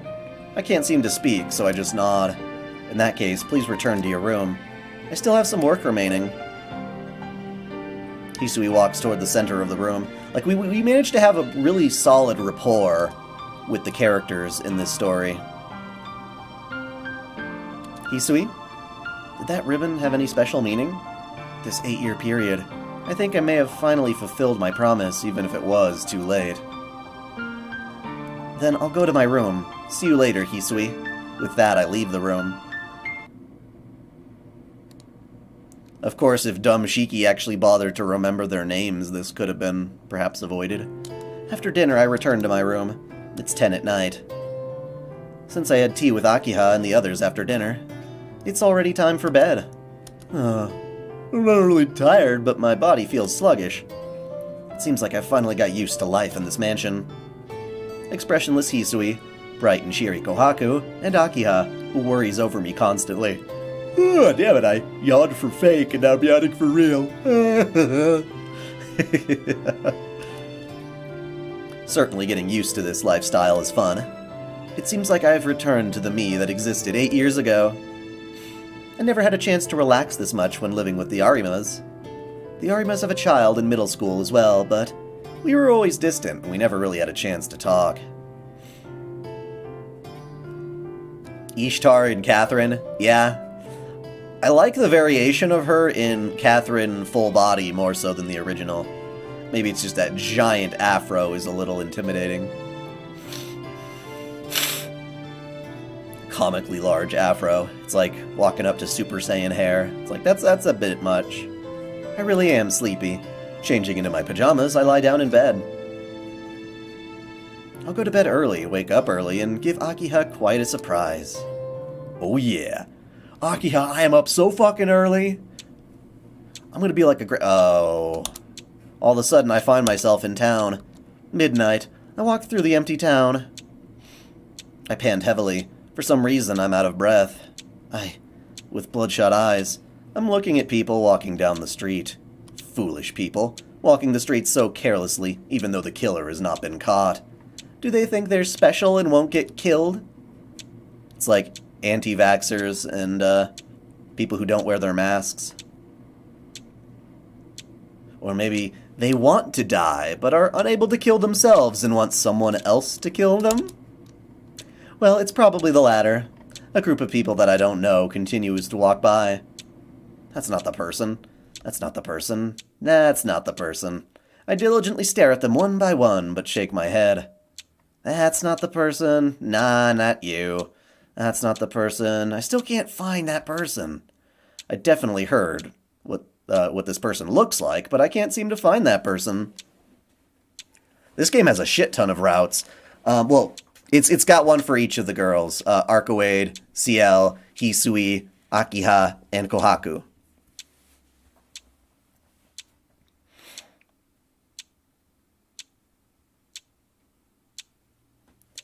I'm getting a little annoyed. Not here. Not here. Not here. Not here. Why? Not here. Not here. Not here. Not here. I start panting even more. It's really ticking me off. Why isn't that person here? Why isn't that person here? Why isn't that person here? Why isn't that person here? Why isn't that person here? Why isn't that person here? I've decided tonight I'll change my plan. Anyone will do. If I can kill, anyone will do. Once more I want to taste that wonderful sensation. There, a girl with long hair walks by. Oh yeah, I played Catherine. I got one of the newer endings in Catherine Full Body on live stream when it first came out. I love that game. That game is so much fucking fun.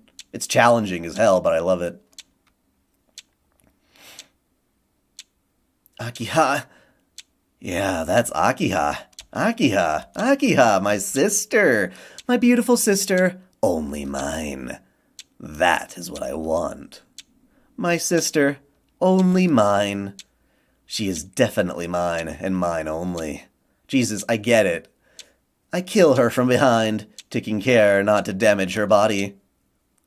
Holding her long hair, I drag her body. Heavy breathing, biting into her neck, I suck her blood. My breath becomes wild. This murder is different than the others. This murder is... Oh, wait. Akiha. Just thinking this Akiha... Sorry.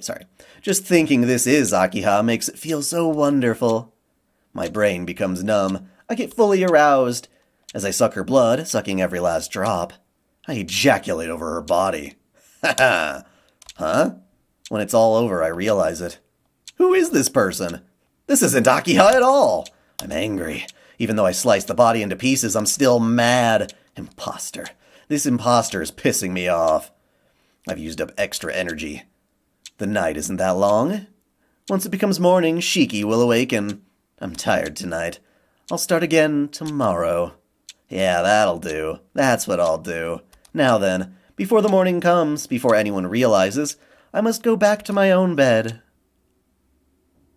Well, that's confusing.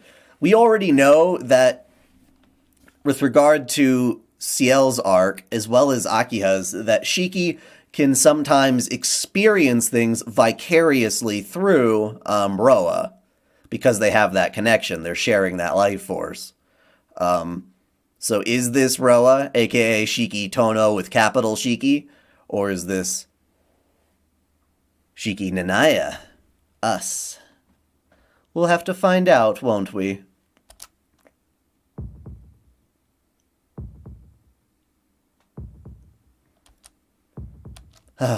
I gasp for air.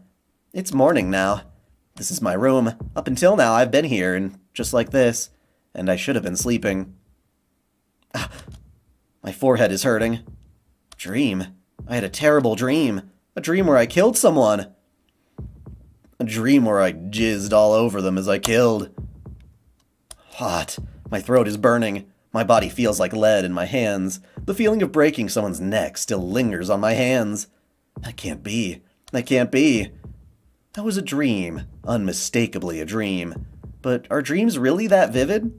I remember it so vividly. The street in the dead of night, the feeling of snapping someone's neck, the stickiness of blood gurgling down my throat, the face of the woman so cruelly killed. But it's merely a dream. Since I'm here, it had to have been a dream. But the problem is, I'm dreaming that I'm having fun killing people. You and I are the same, Shiki-kun. Before my eyes, the world starts spinning. Someone who can't resist the pleasure from killing.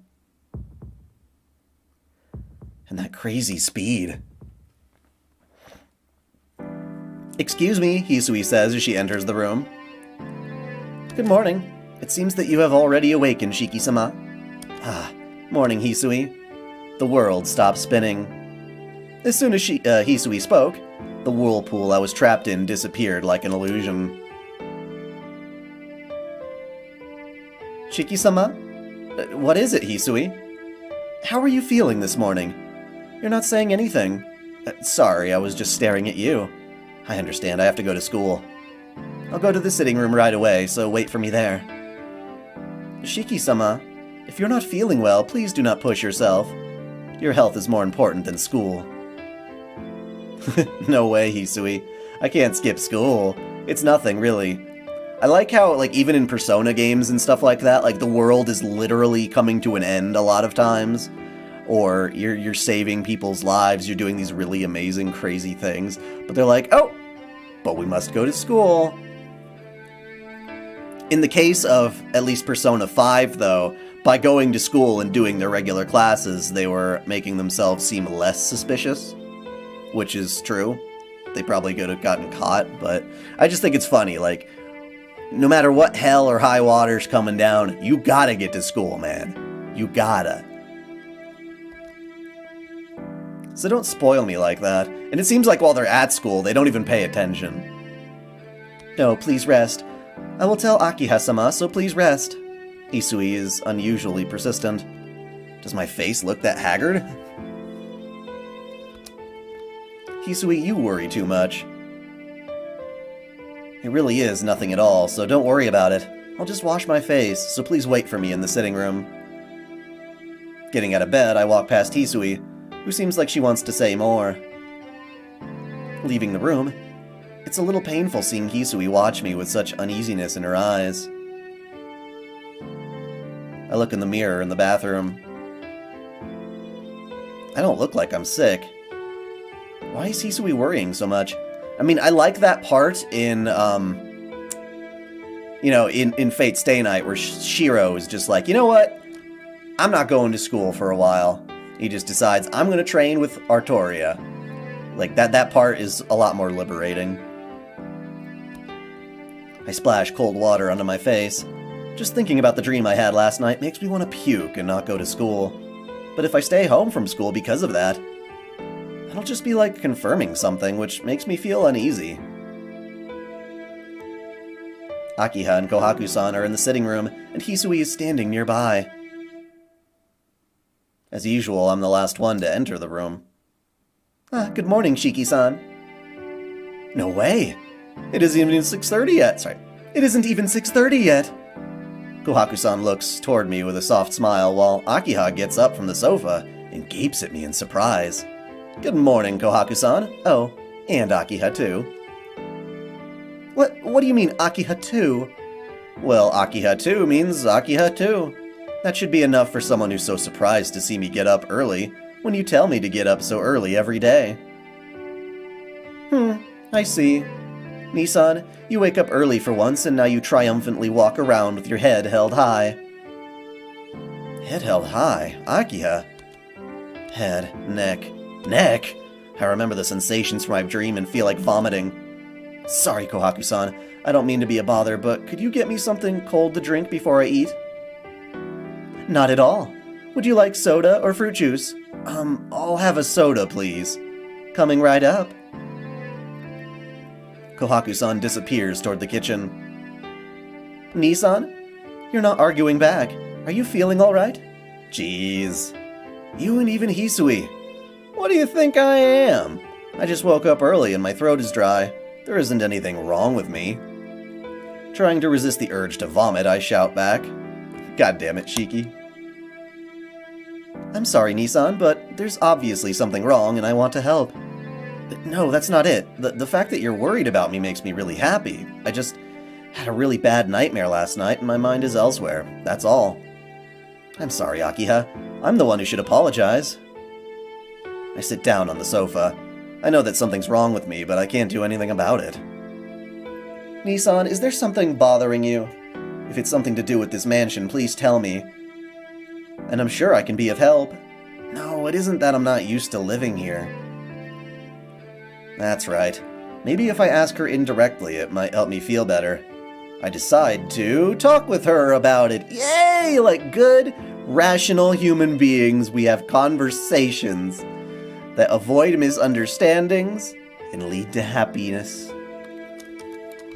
Or at the very least, not fooling yourself.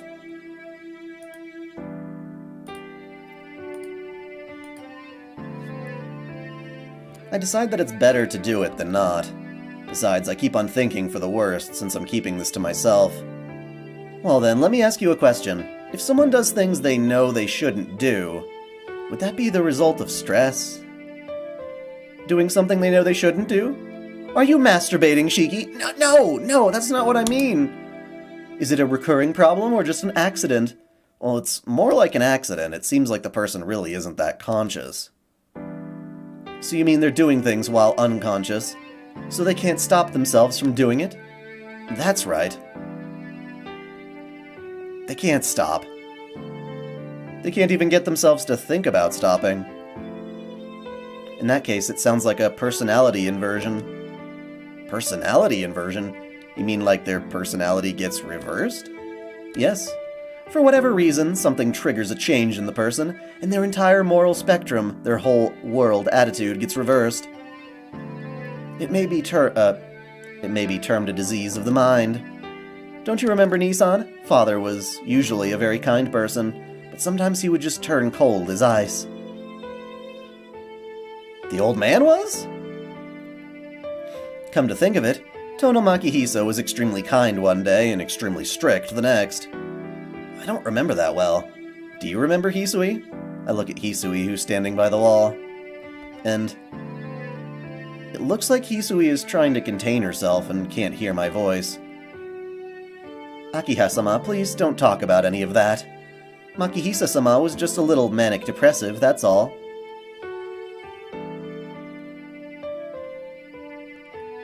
Well, he doesn't want to involve his sister in the fact that he went out and slayed a vampire, and that he has these eyes that can kill things. He has no idea that the Tono family is, hey, you figured it out, right? Wow. Thank you for donating $12. Let's see here. I might have to refresh the page to get that to show up.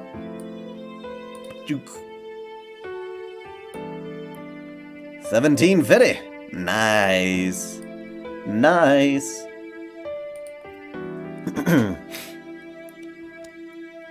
But yeah, he doesn't want to tell her about that stuff because he doesn't realize she is, actually involved with it.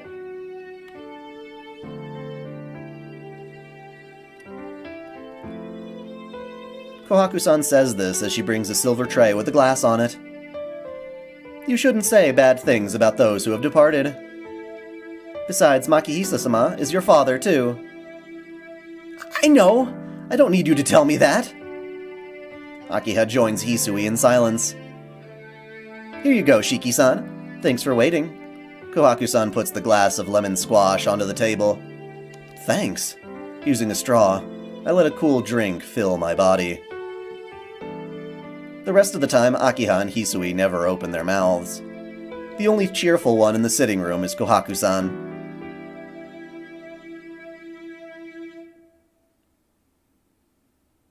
I don't understand why everyone became so depressed, but the old man is definitely connected to it. Please be careful on your way, Shiki-sama. I'll be going. Hisui? Yes, what is it, Shiki-sama? When we were talking earlier about my old man, you were deathly quiet. Not just you, but Akiha as well. Will you ever do a Kata no Kyokai video? Dude, I made a Kata no Kyokai video ages ago. I have all of my content in this channel, this entire channel, is cleanly organized into playlists. And there's one playlist called Type Moon Lore, which covers everything that's, just Type Moon in general. So Fate, as well as like Tsukihime and Kata no Kyokai. Kata no Kyokai is one of my older videos for sure, and I love it.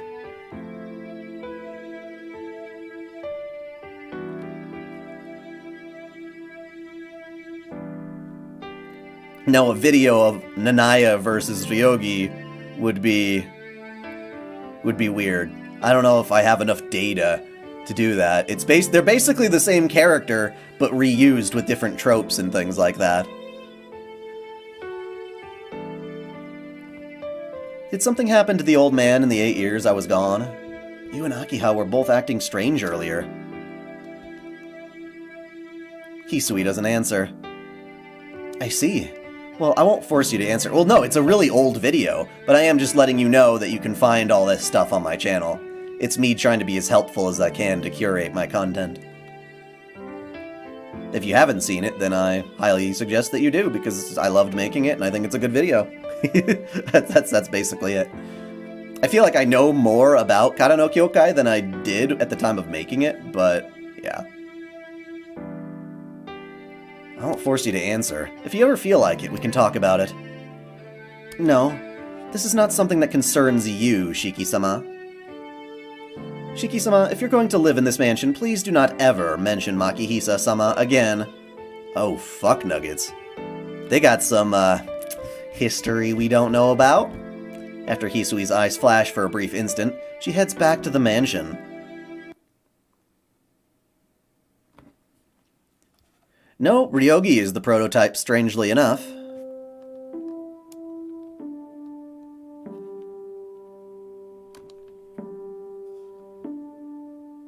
It's lunchtime. As usual, Arihiko is skipping school. I'll go eat at the cafeteria. If I eat by myself, I'll just end up being depressed. If I go eat in the cafeteria full of people, it should help me get my mind off things. As expected, the cafeteria is packed. After waiting in a long line, I buy the tried-and-true meal set A and walk to the table. The students' voices are pretty loud, so I'm able to concentrate on just eating my meal. I use my fork and eat in silence. And then, for a moment, I see a terrible image. Huh? Is it the television screen? I gape at the large television mounted on the wall at the end of the cafeteria. At my school, they record the morning news and replay it at lunch. I stared dumbfounded at the news broadcast that is several hours late. No way! I watched the news, amazed in horror. Shown in the television is the alley that I saw last night in my dream. The newscaster is talking. On the screen, the words, "Vampire Serial Killer, 9th Victim" appears in bloody lettering. If the entire Type Moon protagonist roster would have Battle Royale, who would win? I know a lot of people try to say, like, Gilgamesh should be on the top, but I have a theory about death battles and things like that, that I literally don't like them because a good fight is a well-driven story. So saying who would win based on stats just wouldn't make for a very interesting fight to me. It would always be like, oh, even though Gilgamesh is so strong, he's so egotistical that he doesn't use his powers to their fullest in this particular instance. You know, that kind of thing. Makes it for a better story because it allows other characters to win even if there's different power levels and all that stuff. So if I were to, if you asked me to make a battle royale of Type Moon characters, I would have to make it an interesting story. As opposed to, do I actually know who would win by, like, sheer default? And I know people are really geeky about that. It's just different for me. It's funny how that works. After that, the face of the victim appears. The woman with the long hair. She was definitely the one I killed in my dream. Suddenly, I start to feel faint. How come? That was a dream. It had to be a dream. But in reality, the same person is in my dream. In the same place as my dream, is killed in the same way as in my dream. The vampire should be gone already. I killed Yumizuka with my own hands. Those killings, they shouldn't be happening anymore. I killed? Yes, I killed. Just like the time I killed Yumizuka, while breathing hard last night, that woman I've never met. Didn't I tell you, Shiki-kun? It's useless to resist it. Quashing the urge to throw up my lunch, I stagger out of my seat. I can't go back to class. Somehow I find myself running into town.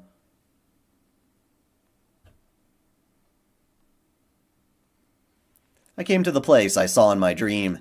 Limiting it to something like a protagonist battle would be a lot more interesting to me.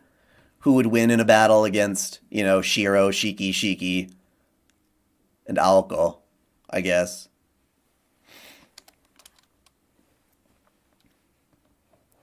There are several policemen around the area, and tape reading "Police Line Do Not Cross" is stretched across the alley. Exactly the same. Without a doubt, this is the place I went to in my dream. Nah, that's not a dream. I can't delude myself into thinking it's a dream any longer. Even if I stay here longer, the cops will only stare at me. I can't go back to school now. I guess I'll go back to the mansion.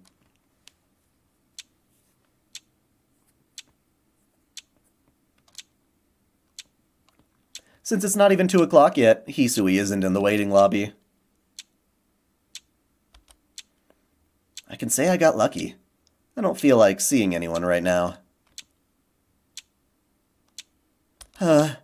Giving a deep breath, I collapse onto my bed. At least you got halfway through the day. I just don't understand any of this at all. I have dreams where I kill people. In reality, the same killing has happened. I'm living today like living a normal life. I was taking delight in killing people in my dreams. Just which one? Which one is the real Tonoshiki? Do you really have to ask? That voice again. Come on, let's continue, Shiki. The voice that echoes inside my head. My voice. Night comes every day. For sure we'll find we'll find the one we want someday, right? Shut up! I leap out of bed. I breathe wildly. Just now, I was lusting after Akiha. I feel like I'm going to vomit. I don't even think about these things normally, but when I try to sleep, these weird thoughts pop up in my head. It's almost as if there's something else inside my brain. Come to think of it, Akiha said something like that earlier. That was about my old man would have extreme personality shifts? It sounds almost like me right now. Of course, like father, like son. It might even be hereditary. My old man's room. I think they still keep it like before. We're gonna go to the old man's room.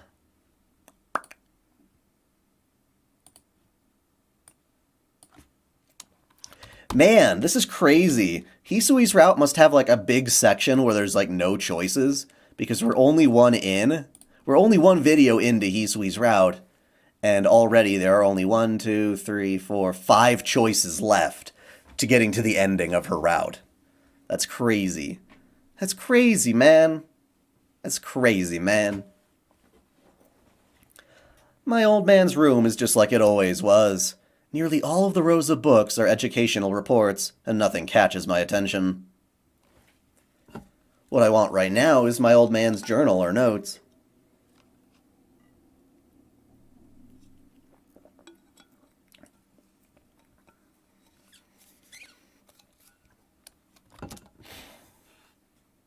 The old man was extremely methodical, sorry. There certainly has to be something like that lying around here somewhere. Of course, they're not just lying about where anyone can see them. Maybe they're locked away somewhere. I should probably look in these desk drawers first.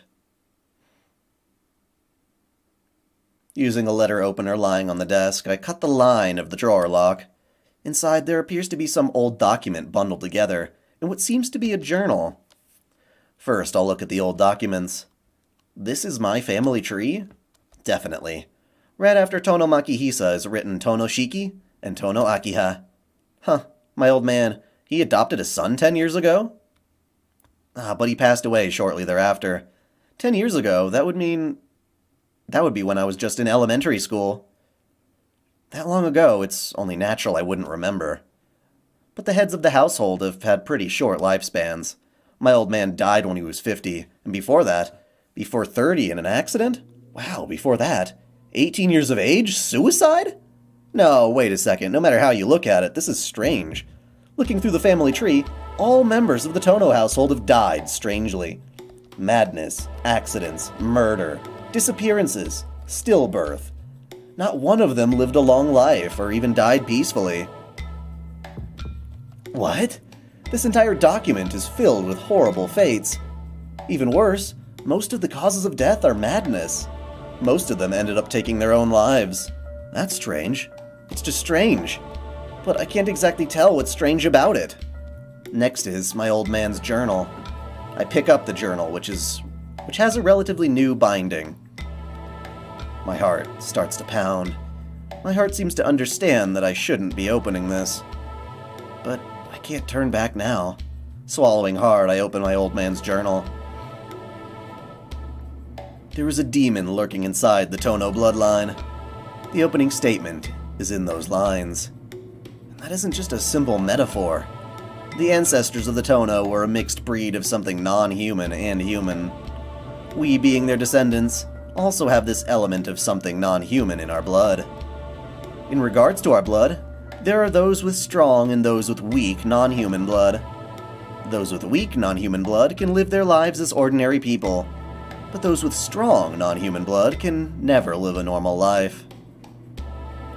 Those with strong Tono blood are born with special powers. It could be a body that's resistant to death. It could be an ability to move things without touching them.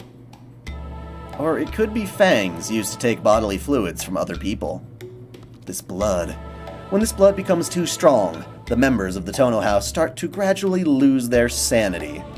And the majority of the members of the Tono house that lose their sanity become demons that feed on human flesh. So the head of the Tono household carries that responsibility of punishing those that have turned into such monsters. It's messed up. My old man, what was he trying to say? Writing so seriously about something that's more like a fairy tale. That journal turns more and more into an old man's rant. The date is roughly 9 years ago. The handwriting starts to get erratic. I'm no longer able to suppress my raging blood. I was able to obtain an orphan from a family of synchronizers, so this should help me strengthen my mind. However, it really is only a matter of time before I go insane. It's terrifying. When I come to, I find that I can't even remember half of the day. During that time, I'm forcing my inversion impulse on that child. If this keeps up, it It is only a matter of time before I completely lose my sanity and turn into a beast. I don't even know about how much time I have left to remain as myself. No, if that child is here, then I can probably last for a few more years. Just who is this child, I wonder? But that child will not be able to bear that. After that child breaks, I'll have to take my own life. But until then, I must protect my children. Akiha's blood is weak. Unless she wishes it herself, she does not have to suffer the same fate. The real problem is Shiki. That child is incredibly close to me. More than anything, I do not want that child to suffer my fate. If the Tono blood is unnatural, I need to distance him as much as possible from the Tono name, and see how he will fare. I finish reading in a state of horror and amazement. The contents of my old man's journal are so far away from reality that it's outright bizarre. My old man didn't just have manic depression, rather he just became violent without his knowing, just like Tonoshiki right now. No, that's wrong. That old man isn't like me. I'm like him. Fearing that, he sent me from the mansion, but now I've returned and my sleeping blood is awoken. Nonsense, all of this. I try to laugh, but find myself unable to laugh it off. The Tono blood is mixed with the blood of something non-human. Those of the Tono blood have special powers. I can't laugh it off. Supernatural power. I've been carrying that for 8 years. Being able to perceive the death of things, my unnatural eyes. I feel like vomiting. I can't stay standing up. Hurry, I must hurry back to my room and sleep. It feels like there's something wrong with my head.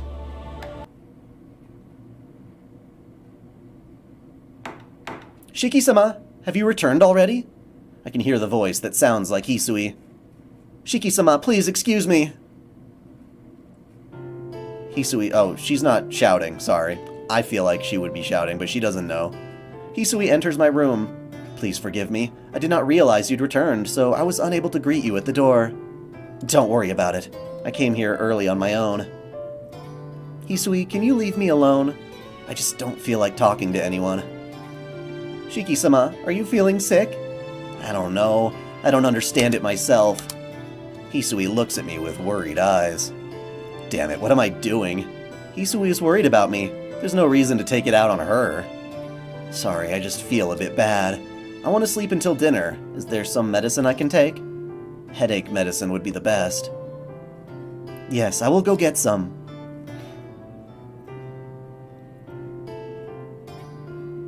Thank you for waiting. Please drink this. Thank you as always, and sorry.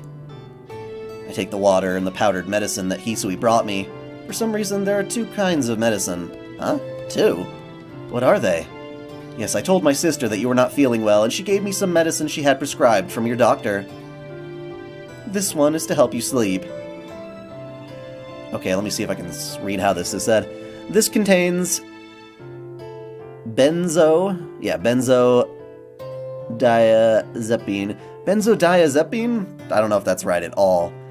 Which is known for being able to produce a relaxed sleep.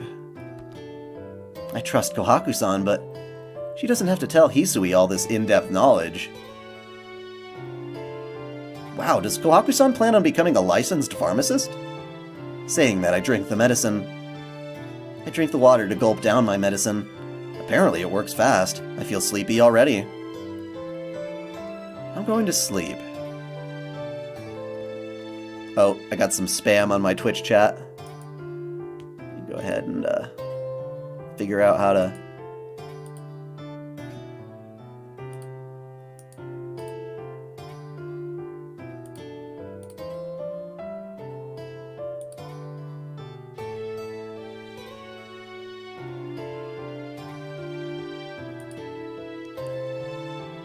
ban their asses.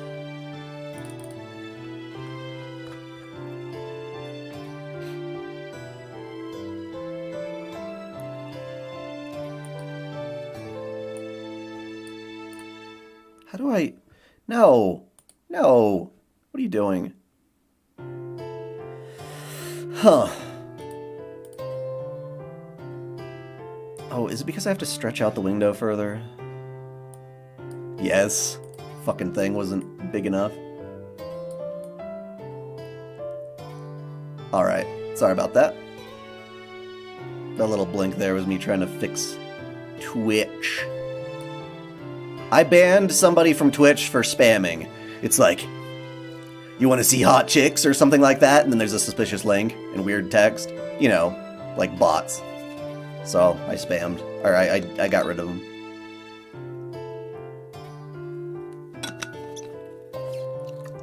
It's not an actual person, I promise. Or not someone who's actually wanting to experience the wonders of Tsukihime. I'm going to sleep. Please make me up when it's dinner time. I understand.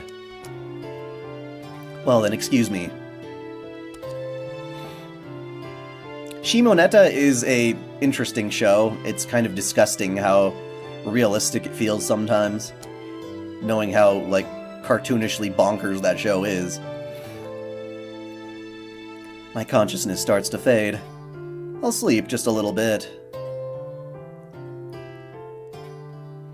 It's still bright outside.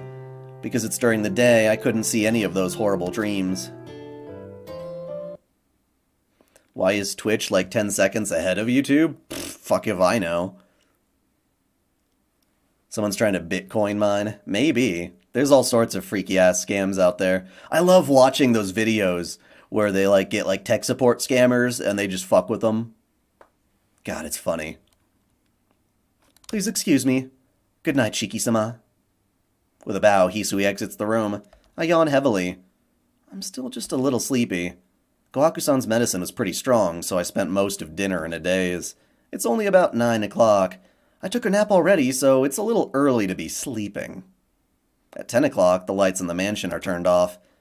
Well then, what should I do? I say this calmly, but I really have no idea what I should do. Just, what are the dreams that I keep seeing? Am I just like my father that does things unconsciously, or did I really kill anyone? No, there's something not right about this interpretation. If I left the mansion and walked the streets, Kohaku-san and Hisui would definitely notice something. Have I ever messed with a scammer? No, not personally.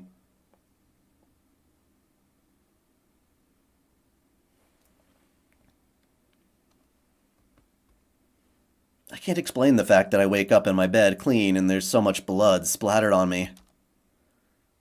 There's only one way to know for sure.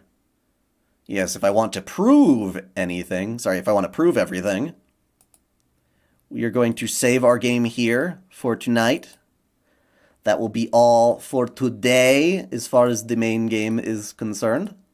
We are going to return to title, and like I promised, we're going to do a quick of the H stuff. It's going to be very quick. Studio mode, there we go. That allows me to prep the CGs in advance. I summon thee, Nobu! Nobu! Alrighty then.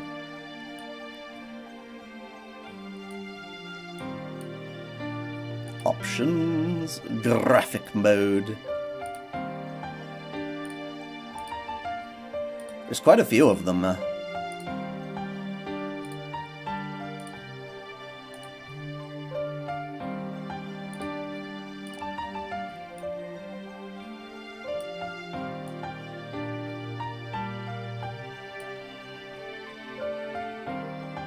Okay, that's as much as you're gonna see on this one. Oh, and thank you for the donation.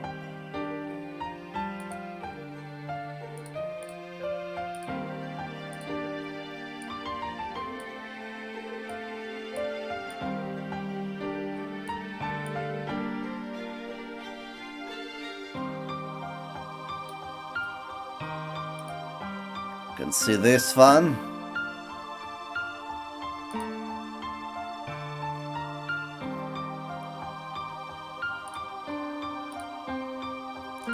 This is sadly the scene in which Shiki's going kind of bonkers bananas on Arcoade.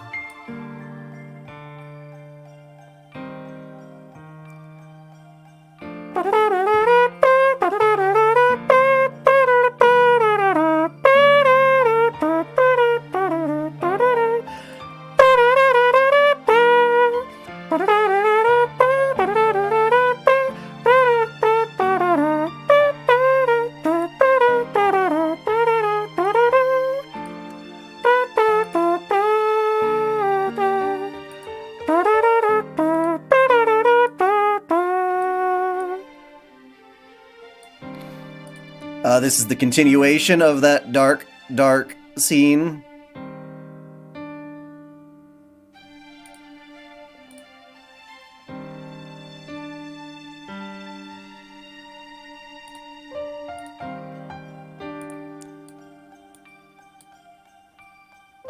Now we're on to the more wholesome scene.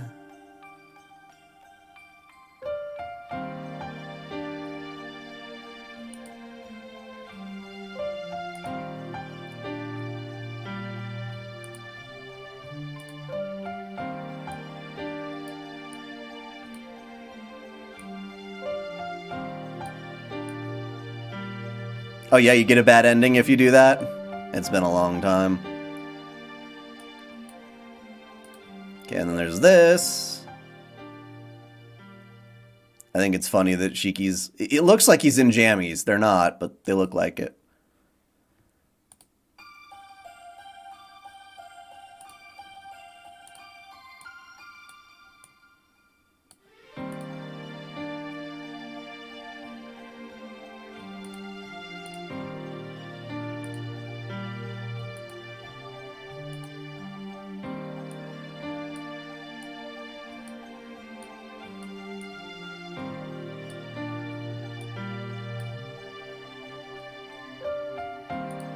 Nubba nubba nubba nubba. Nubba nubba nubba nubba.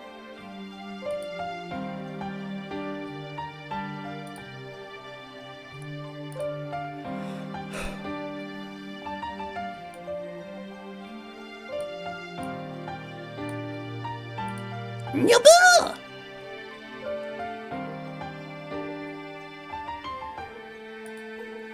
I used to have the Ghost in the Shell Laughing Man sensor, but I don't know where the fuck my file went for that. I thought I'd saved it, but I guess not.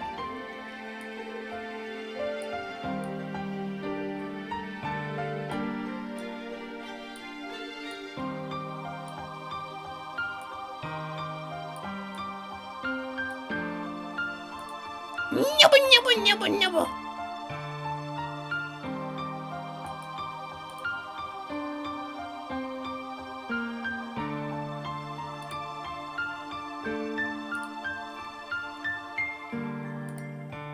And then for Ciel's...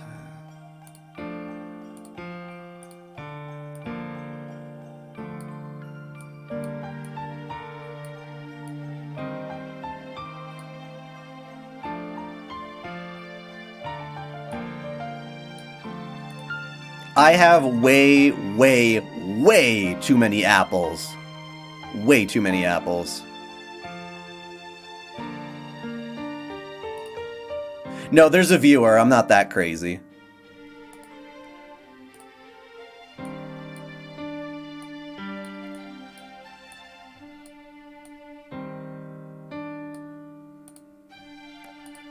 It almost looks like she's on the Nobu.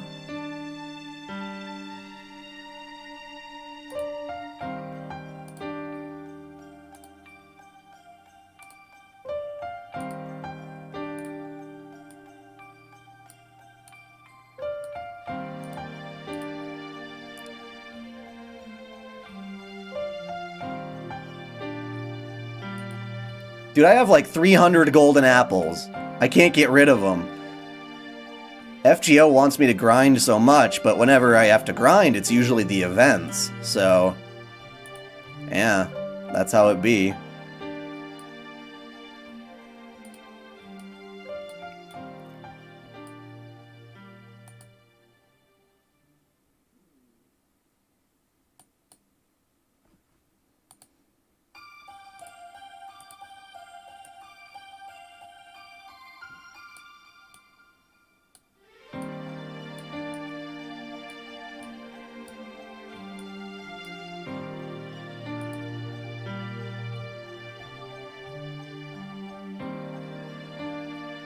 It's a lot harder for newcomers, again, because I've been playing that game since launch. It's been years that I've had the opportunity to build those apples.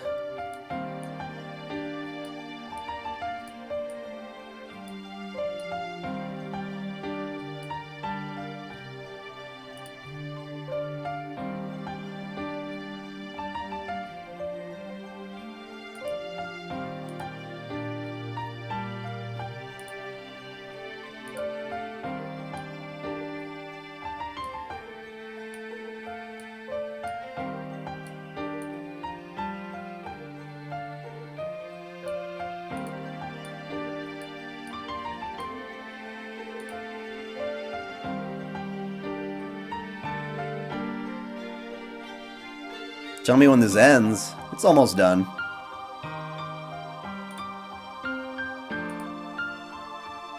In fact, I think it is done. Yeah, everything else I've been able to show you. So, those are the only things that you hadn't gotten to see before.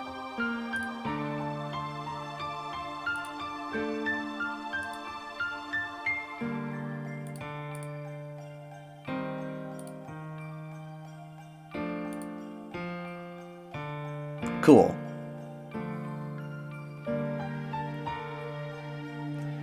Alrighty. Well, thank you all for tuning in. We will continue doing Hisui's route next week on Tuesday. And at that time, well, actually, no, tomorrow, look forward to, again, my lesson in Magecraft on homunculi. If you are a patron or YouTube supporter of any kind, you already have seen this video, probably, but it's the next public one. After that, we've got a fun VR chat where I actually got a chance to be with the people who created a lot of those Fate avatars and had them show off some secret stuff. It was pretty fun. And then we get another batch of Fate memes next Friday.